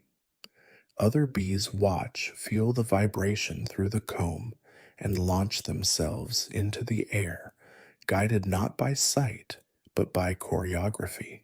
As the sun moves, the dance shifts, constantly recalibrated. The hive becomes a hall of dancers, each step a coordinate, each circle a secret map. What seems like chaos is in truth intelligence woven from thousands of tiny lives acting as one. In the rainforests of Central and South America, parental care takes a tender, unexpected form. The strawberry poison dart frog guards his newly hatched young with devotion. One by one, he carries wriggling tadpoles on his back, climbing from the forest floor up towering plants. Each tadpole is delivered to a tiny pool, a drop of water gathered in a leaf or nestled inside a bromeliad. The mother returns later with unfertilized eggs to feed them, offering nourishment with gentle precision. Instead of leaving their young to chance, these frogs invest in effort, time, and care. To see a tiny frog hopping patiently through dripping green shadows with a life balanced on its back is to witness softness hidden inside survival. Then there is the Suriname toad, a creature whose reproduction seems almost unbelievable. After mating, The female's back softens, and the male presses fertilized eggs into her skin. The flesh closes over them, forming pockets like a honeycomb. Inside each cell but grows in warm protection. Weeks later, tiny, fully formed toads push their way out, emerging alive from the mother's back like miniature miracles breaking through living earth. Strange, even unsettling, yet profoundly effective. Where others scatter eggs to chance, she carries a nursery beneath her skin, safeguarding life until it's ready to leap into the world. It is a vivid reminder that life invents strategies as diverse as imagination itself. In the Suriname toad, motherhood takes a form unlike any other, transforming skin into shelter, the back into a nursery. What seems bizarre to us is to this species simply the way of life, an extraordinary adaptation written into their ancient lineage. Glass frogs have transparent bodies. In the cloud forests of Central and South America, tiny frogs rest on leaves, glowing green and delicate. When you look closely, you discover something extraordinary. Their skin and muscles are translucent. In many species of glass frog, the entire belly is see-through, revealing the beating heart, winding intestines, and even developing eggs. Scientists believe this transparency may help them avoid predators blending with the dappled light filtering through leaves. When they cling to the underside of foliage, their bodies vanish almost entirely into the green background. Their delicate beauty is otherworldly, as though they are living windows into anatomy itself. To see a glass frog is to confront the fragility of life, laid bare organs pulsing in plain sight, yet perfectly protected by nothing more than a thin veil of living glass. Some lizards can shoot blood from their eyes. In the deserts of North America lives the horned lizard, a spiky reptile with a startling defense. When threatened by predators such as coyotes, it can squirt jets of blood from the corners of its eyes, shooting up to several feet. The blood is laced with chemicals that taste foul, to attackers discouraging further pursuit. This defense is not used lightly. The lizard must build pressure in its sinuses until blood bursts forth, leaving it temporarily disoriented. Yet it works, turning a small, slow-moving reptile into something unforgettable. Combined with its camouflage and spiny armor, the horned lizard's blood-squirting ability is one of the most unusual survival tricks in the animal kingdom. It reminds us that nature's strategies are not always elegant, but they are effective, a vivid display of shock and ingenuity etched into the desert sands. The basilisk lizard can run across water. Nicknamed the Jesus Christ lizard, the basilisk of Central America performs a feat that seems miraculous. It runs across the surface of water. Using its powerful hind legs, fringed with specialized scales, it slaps the water hard enough to create pockets of air. By moving quickly, it prevents itself from sinking, skimming across rivers and ponds for several meters before finally diving under. Juvenile basilisks, being lighter, can run farther than adults, but even large individuals can dash across the surface to escape predators. To see one sprint across a stream is to feel disbelief turn into wonder, as though gravity itself had briefly loosened its grip. The basilisk's ability is not magic, but physics harnessed by evolution. Yet, in the shimmering light of a rainforest river, it feels like a glimpse of myth made real. Some snakes can glide through the air. High in the forests of Southeast Asia, certain snakes do the impossible, they fly. Paradise tree snakes flatten their bodies and launch themselves from branches undulating in midair to control their glide. By shifting the shape of their ribs, they turn their bodies into living parachutes, generating lift as they move.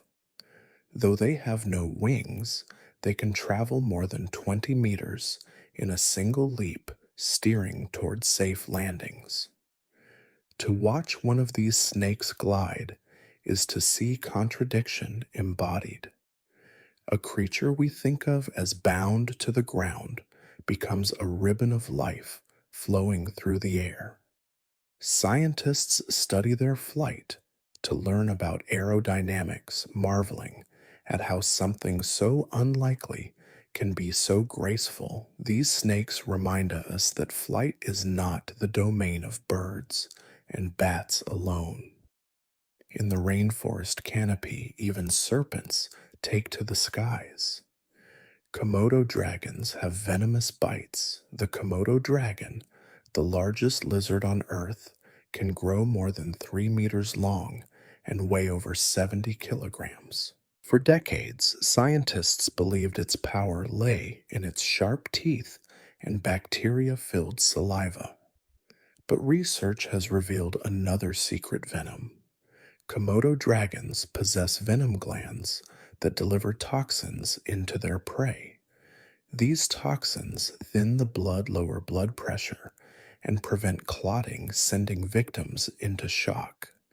Combined with the dragon's jagged bite, this venom makes their attacks devastating. Komodos use stealth and patience, ambushing prey as large as deer or water buffalo.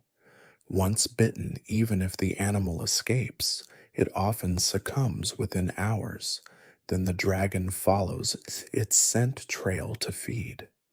Watching these massive reptiles move with slow, deliberate steps, it is easy to see echoes of ancient predators.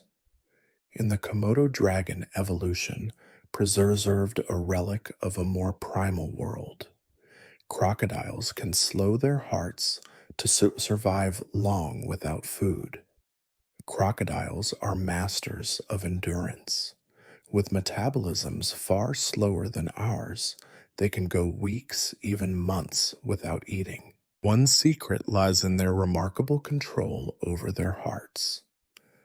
Crocodiles can slow their heartbeat to just a few beats per minute, conserving oxygen and energy while they lie motionless in water or buried in mud. This ability allows them to ambush prey with endless patience, waiting for the perfect moment to strike. In lean times, it lets them endure long stretches without meals, surviving where other predators might starve. Crocodiles are living fossils, their bodies honed by over 200 million years of evolution. Their slow, steady hearts echo with ancient rhythms, reminding us that survival is not always about speed or activity, but about stillness, efficiency, and the ability to wait. In their silence lies an almost timeless strength. Some fish use electricity to communicate. In murky waters, where vision is limited, certain fish have evolved a language of electricity.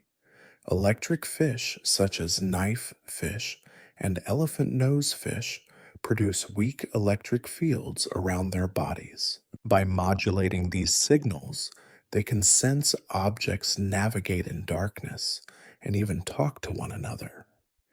Each fish has a unique electric pattern, allowing individuals to recognize mates and rivals. They exchange bursts, pulses, or waves like coded messages filling the water with silent conversations. For us, electricity is a tool of civilization. For these fish, it is a sense as natural as sight or sound. Their lives reveal how many ways there are to perceive the world and how alien yet familiar other senses can be. To imagine water filled with invisible electric chatter is to glimpse a dimension of life hidden from human experience. Electric eels can deliver shocks strong enough to stun horses. Despite their name, electric eels are not true eels, but knife fish. They are famous for their ability to generate powerful electric discharges up to 600 volts, enough to knock a human off their feet, and historically strong enough to stun a horse. They use this electricity for both hunting and defense. A sudden jolt can paralyze prey, allowing the eel to swallow it whole. They can also produce weaker pulses to navigate and sense their environment in dark waters. Their bodies are essentially living batteries with specialized cells called electrolytes stacked like rows of capacitors. When activated, these cells discharge simultaneously, unleashing a shock of astonishing force. For indigenous peoples of the Amazon, where electric eels live, these creatures have long been both respected and feared. To encounter one is to feel the raw, untamed power of biology turned into lightning. Bioluminescent bacteria can make fish glow. In the ocean's twilight light becomes both a weapon and a shield. Many deep sea fish do not glow by themselves, but host colonies of bioluminescent bacteria in specialized organs. These bacteria emit a steady living light, creating lanterns beneath the waves. Some fish use the glow as camouflage, blending with faint light from above, so predators below cannot see their silhouettes. Others wield it like a lure, attracting prey to their mouths. The relationship is symbiotic. The fish provide a safe home and nutrients while the bacteria provide the light. The flashlight fish, for instance, carries glowing patches beneath its eyes that it can blink on and off, writing patterns into the darkness. To us, it is strange to imagine animals powered by colonies of microbes.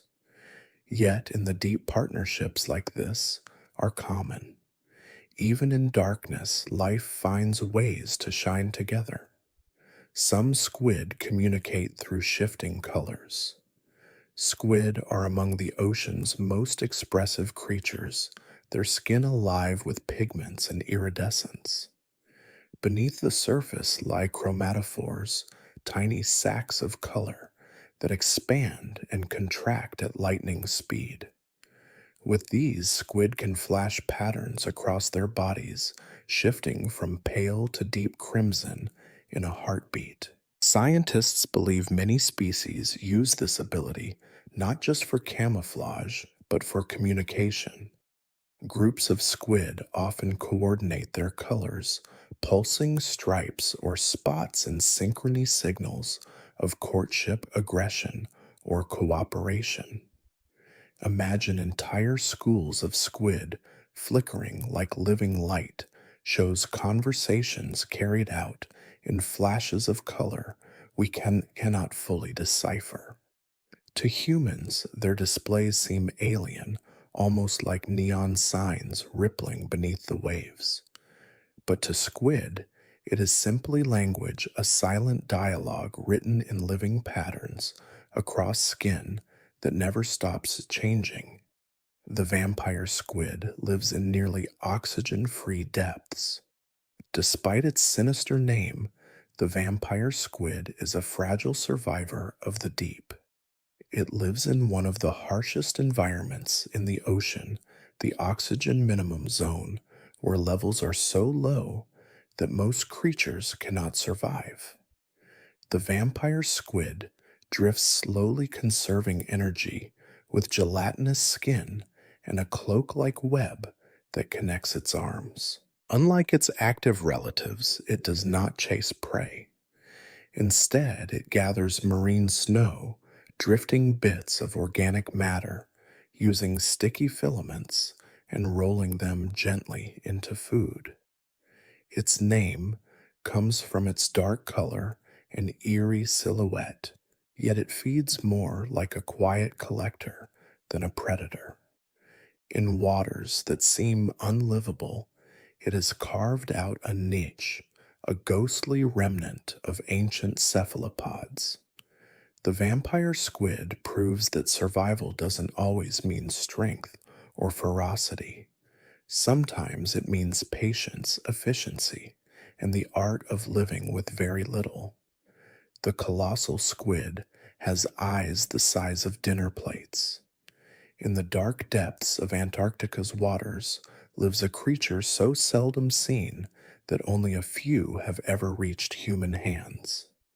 The colossal squid grows to rival the giant squid in length, yet outweighs it, a true leviathan of the cold abyss. Its most astonishing feature is its eyes, the largest of any animal, up to 30 centimeters across, wide as dinner plates. With them, it can sense faint bioluminescent glimmers or detect the shadow of a hunting sperm whale. To imagine looking into such an eye is to feel the ocean itself staring back, ancient, cold, immeasurable. The colossal squid remains a mystery, but its eyes alone reveal the vast darkness of the world it calls home. Some deep sea fish have transparent heads. In the black silence of the abyss drifts the barrel eye fish, one of the strangest forms life has shaped. Its head is transparent, like a dome of living glass, revealing two glowing green eyes inside. These eyes don't look forward, but upward, scanning silhouettes of prey drifting above, while the fish floats perfectly still. And when it needs to feed, its eyes rotate forward, tracking its meal with eerie precision.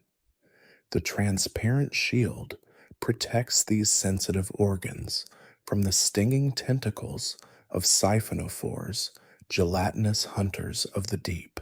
To witness a barrelly is to see something that feels alien, a skull that does not hide the mind, but displays it openly, a window rather than a wall. In the deep, life rewrites the rules of form itself.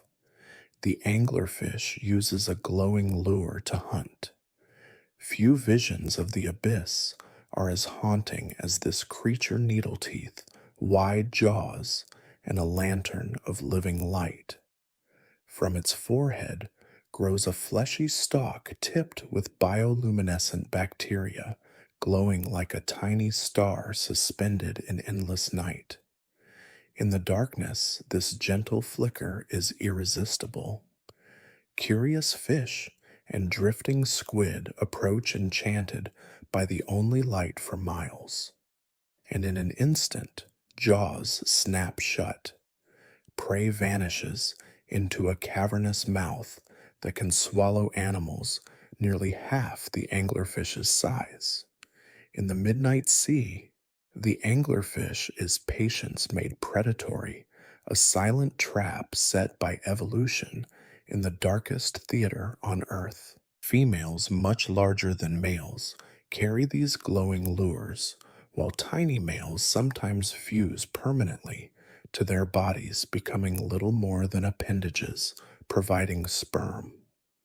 This bizarre lifestyle seems more like fantasy than fact, yet it is the reality of deep sea survival. In the darkness, light is life, and the anglerfish has weaponized it, turning a beacon of hope into a trap. Some crabs decorate themselves with living sponges. Camouflage in the ocean takes many forms, but some crabs elevate it to art.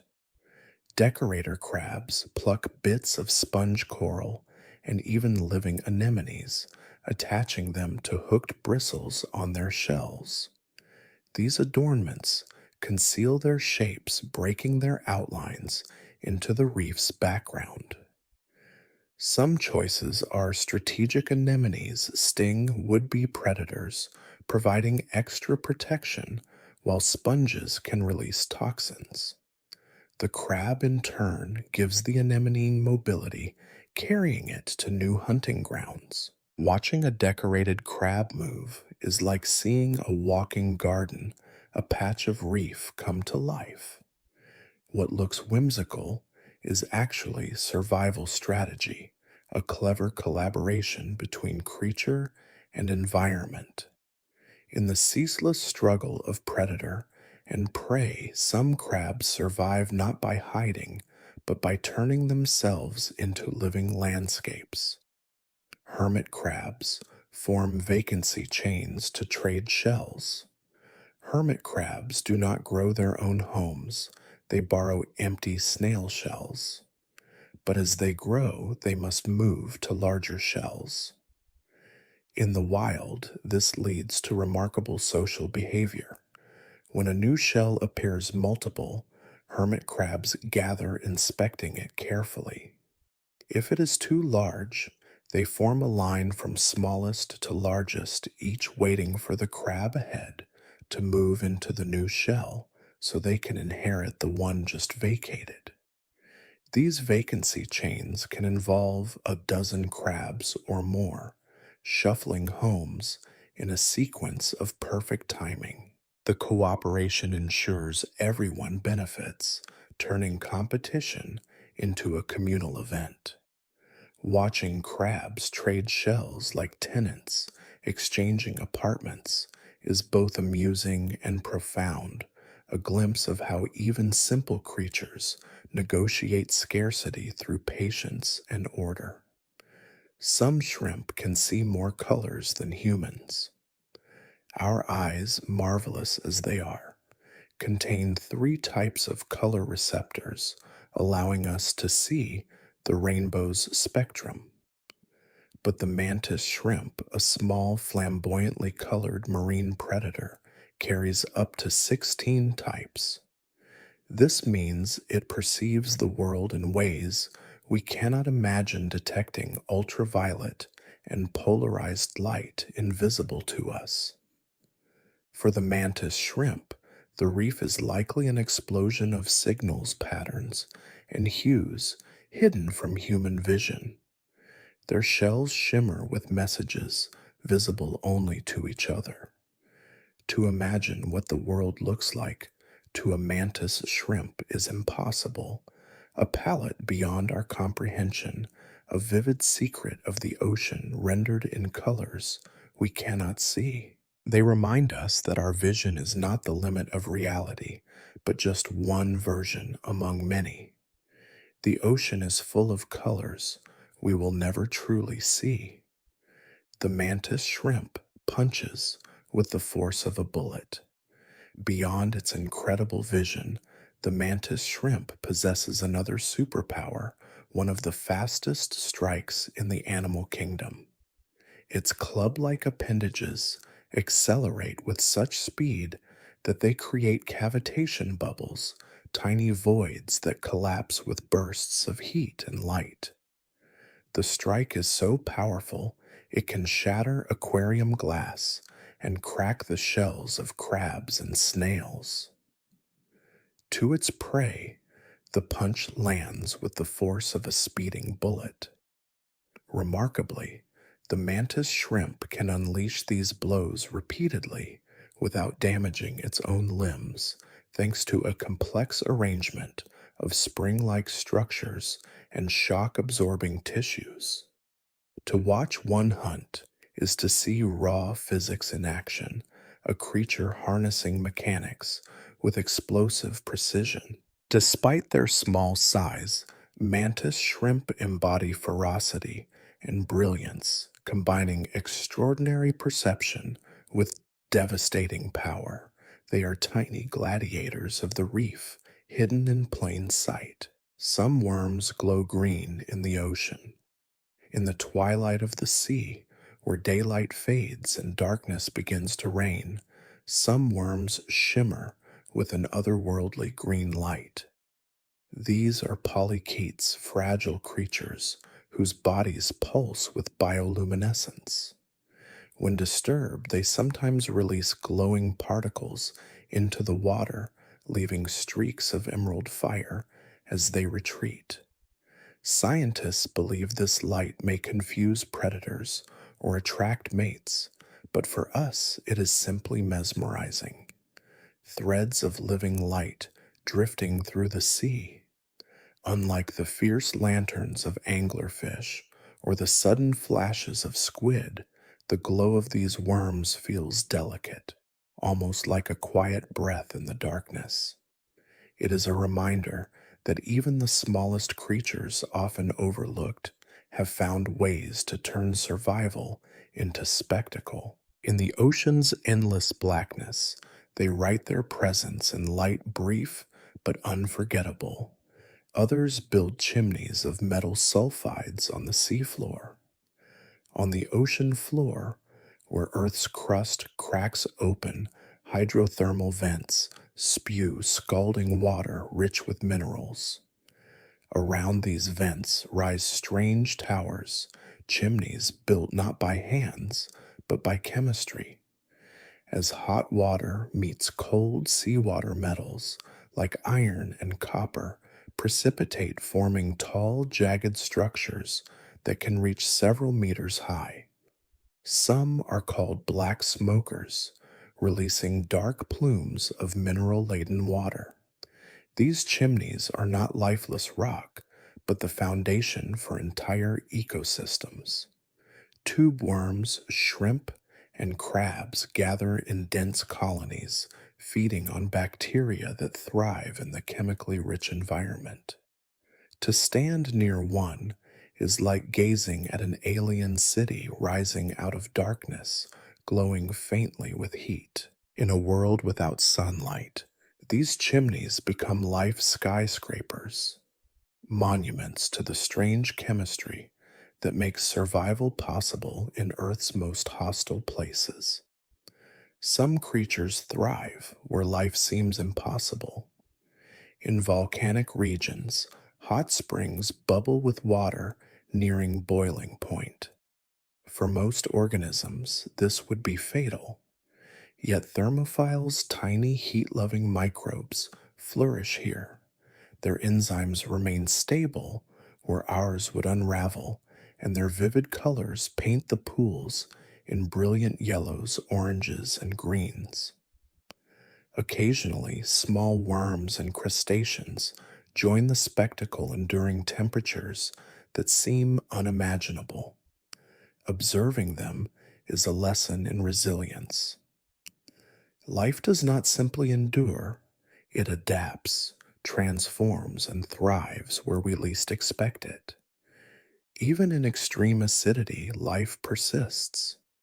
Acidic lakes, some capable of dissolving metal, might seem entirely lifeless, but extremophilic microbes defy the odds. In pools across Ethiopia or abandoned mining sites, these organisms survive, where pH drops near zero.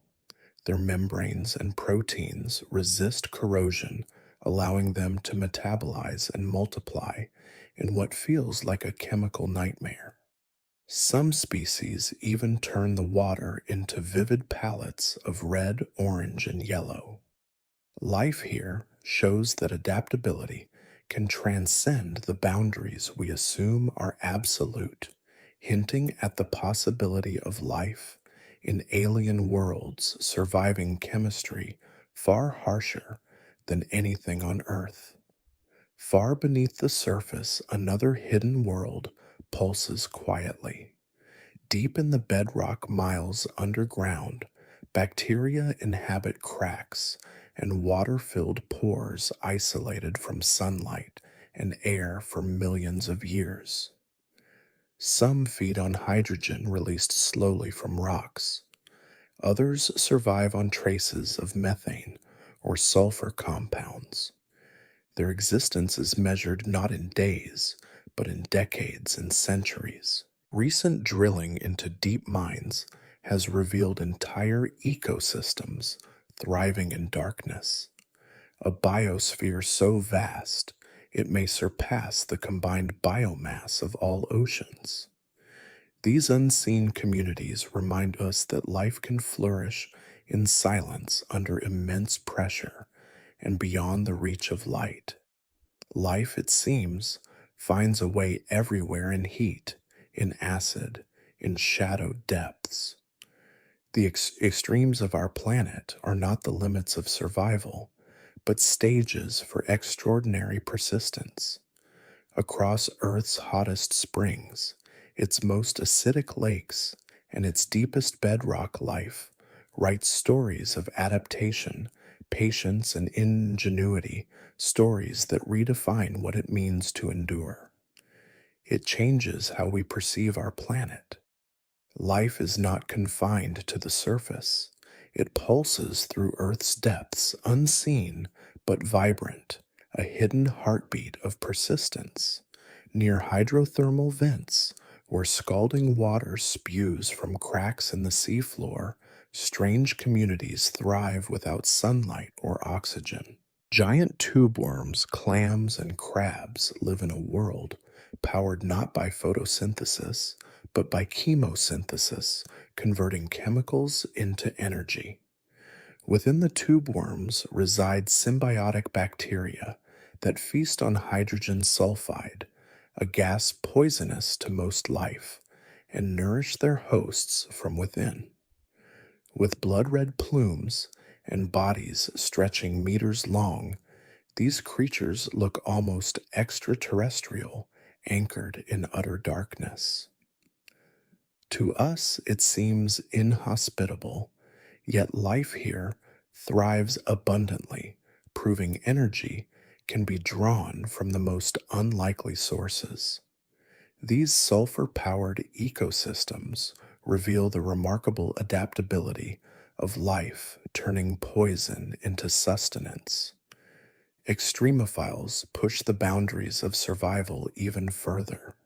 Boiling heat, freezing cold, crushing pressure, deadly radiation, acidic pools, caustic lakes everywhere. Once thought uninhabitable life persists. Some bacteria withstand radiation thousands of times stronger than what would kill humans. Others endure complete dehydration, lying dormant for decades until conditions revive them. Together, these organisms show that the range of possible life is far broader than we imagine.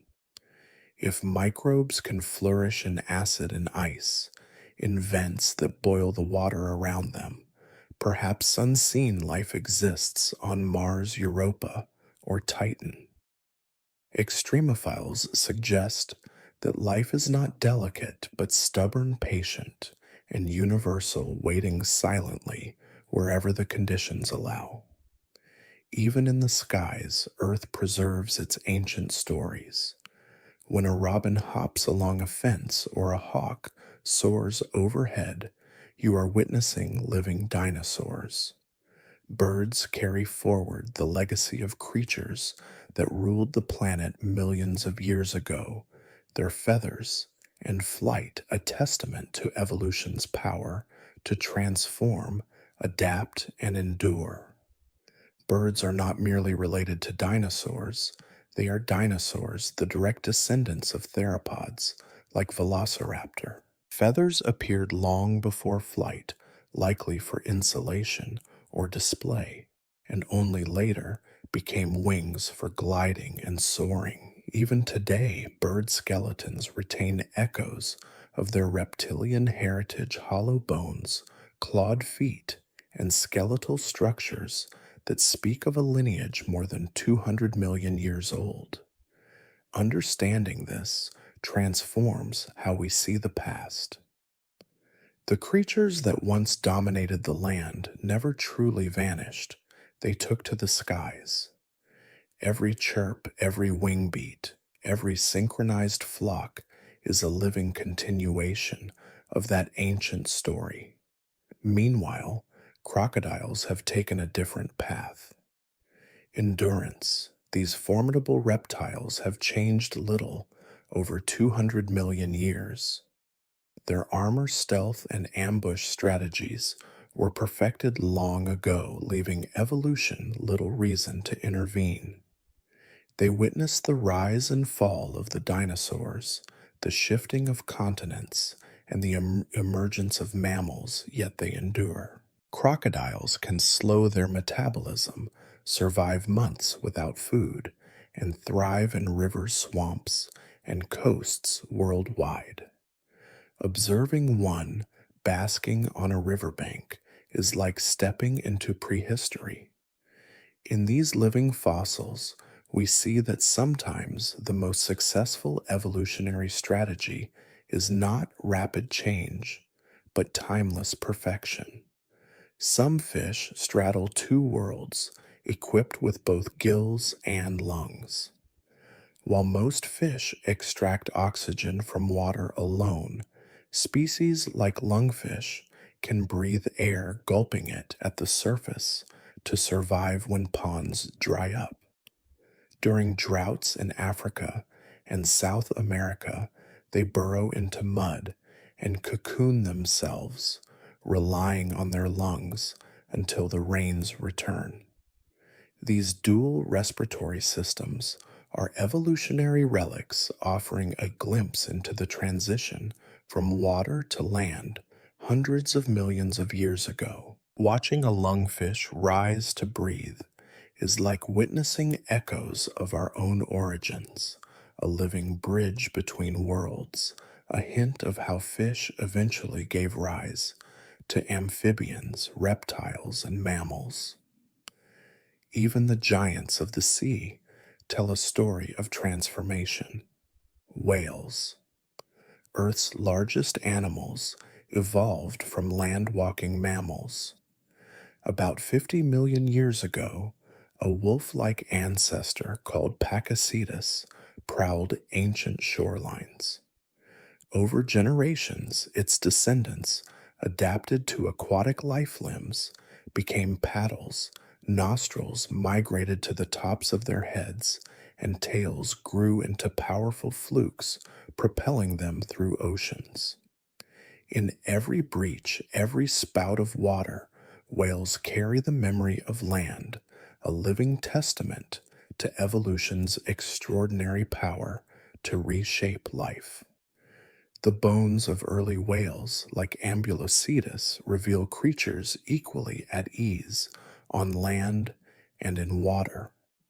Over millions of years, their descendants abandoned the land, entirely evolving into the fully aquatic whales we see today. When a whale breaches, it is not just an ocean giant, it is a mammal whose lineage retraced its steps from land back to sea. Each song, each migration carries whispers of that forgotten past, a reminder that even the largest beings were once wanderers on Earth. Horses, too, tell a story of dramatic transformation. Modern horses gallop with power and grace, but their ancestors were tiny forest dwellers. Around 55 million years ago, Eohippus, or the dawn horse, was barely the size of a small dog. It had multiple toes instead of hooves and browsed on soft leaves rather than grazing grass. As forests gave way to open plains, horses grew taller, toes fused into hooves for speed, and their diets shifted to tough grasses. Watching a horse run, it is easy to forget the deep evolutionary story carried in every stride, a journey from woodland dweller to swift plains grazer, shaped by Earth's changing landscapes. Then there is the blue whale, the largest animal ever to exist. Longer than 30 meters and weighing up to 200 tons, it surpasses even the mightiest dinosaurs. Yet this colossal mammal feeds on some of the tiniest creatures in the ocean, krill consumed by the millions in a single mouthful. With a heart the size of a small car and a tongue heavier than an elephant, the blue whale is a marvel of scale and grace. Its low frequency songs travel for hundreds of kilometers, echoing across oceans and connecting these giants across vast distances. To share the seas with blue whales is to witness life at its most monumental, a reminder of how vast and extraordinary biology can become. Some insects have endured virtually unchanged for hundreds of millions of years. While species come and go, certain insects persist as living time capsules, preserving forms that coexisted with dinosaurs. Their resilience is a testament to evolution's subtle power. Sometimes survival depends not on change, but on perfection already achieved. Some creatures have barely changed in hundreds of millions of years. Silverfish dragonflies and cockroaches appear in the fossil record almost identical to their modern forms. Dragonflies once boasted wingspans exceeding 2 feet, gliding through primeval forests over 300 million years ago. Today, their size is smaller, but their design, built for speed and agility, remains nearly perfect. Cockroaches, often dismissed as pests, are true survivors, having endured countless environmental upheavals with almost no change in shape.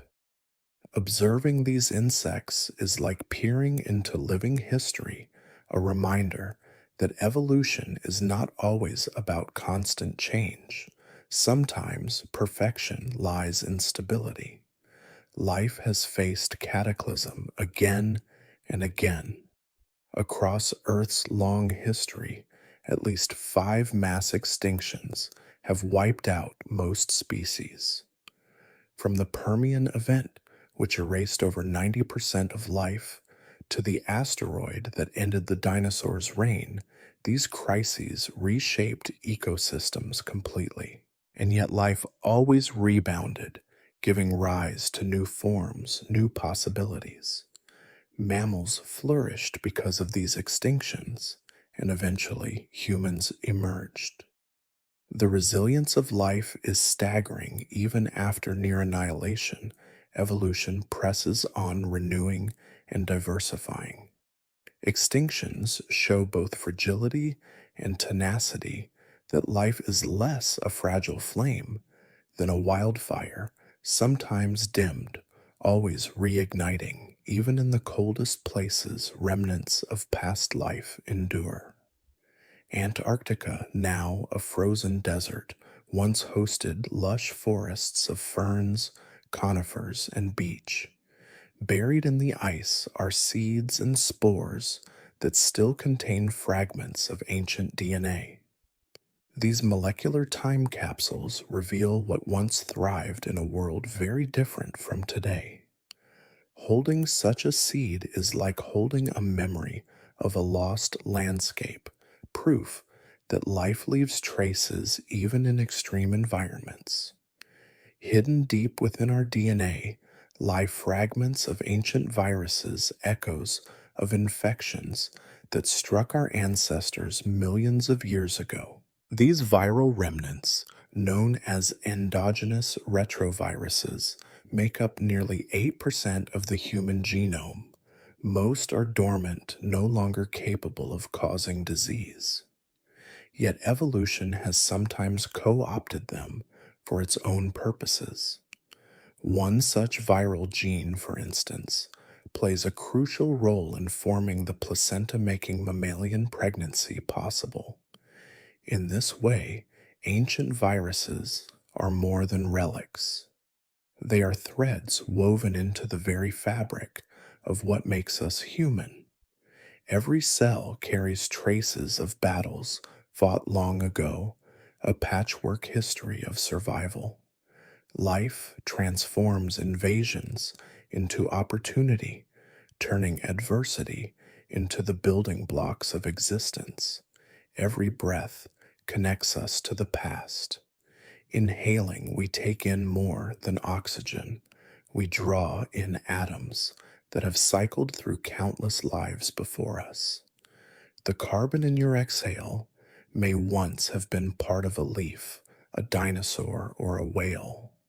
The oxygen you breathe might have passed through the lungs of an ancient mammoth or swirled in the blood of a prehistoric bird. Atoms are endlessly recycled, linking every breath to the story of life on Earth.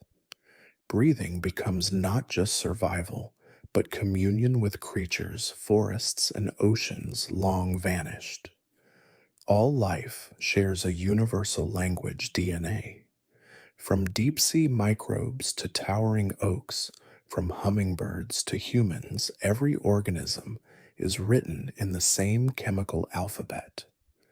4 nucleotides compose the instructions that build mushrooms, whales, and everything in between. This shared genetic heritage points to a single common ancestor, a spark billions of years ago that blossomed into the immense diversity of life today. Recognizing this kinship dissolves the illusion of separation. Every genome, from the simplest microbe to humans, carries the same signature, a universal poem of existence. And the atoms themselves, they are stardust. The matter in your body was forged in ancient stars, connecting you to the cosmos, to Earth, and to every living thing that has ever existed. Long before our planet existed, stars lived and died in spectacular explosions called supernovae. Inside their blazing cores, elements heavier than hydrogen and helium, carbon, oxygen, iron, calcium were forged. When these stars ended in fiery bursts, they scattered their creations across the galaxy. Over time, those atoms coalesced into planets, oceans, and all living beings. The calcium in your bones, the iron in your blood, the oxygen in your lungs, they were born in stars that shone billions of years ago. To grasp this is to feel both infinitesimal and infinite. You are not separate from the cosmos. You are stardust made conscious, carrying the echo of exploding stars in every cell. When you gaze at the night sky, know that those distant points of light are also your ancient relatives. And now, dear listener, our journey through Earth's wonders comes to a quiet pause. Together we have drifted through forests and seas, deserts and mountains, glimpsing life, both ancient and unseen. We have followed glowing worms, soaring birds, and whales singing across oceans. We have witnessed the story of life, stretching, adapting, surviving, and reshaping itself endlessly. If your eyes grow heavy, let them close. Feel your breath fall into rhythm, like waves brushing the shore wings, beating in the air the tide of life itself.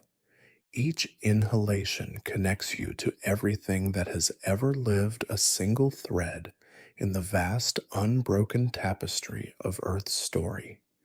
If this journey has touched you, you can subscribe, or leave a comment to help this channel continue sharing these quiet stories of wonder.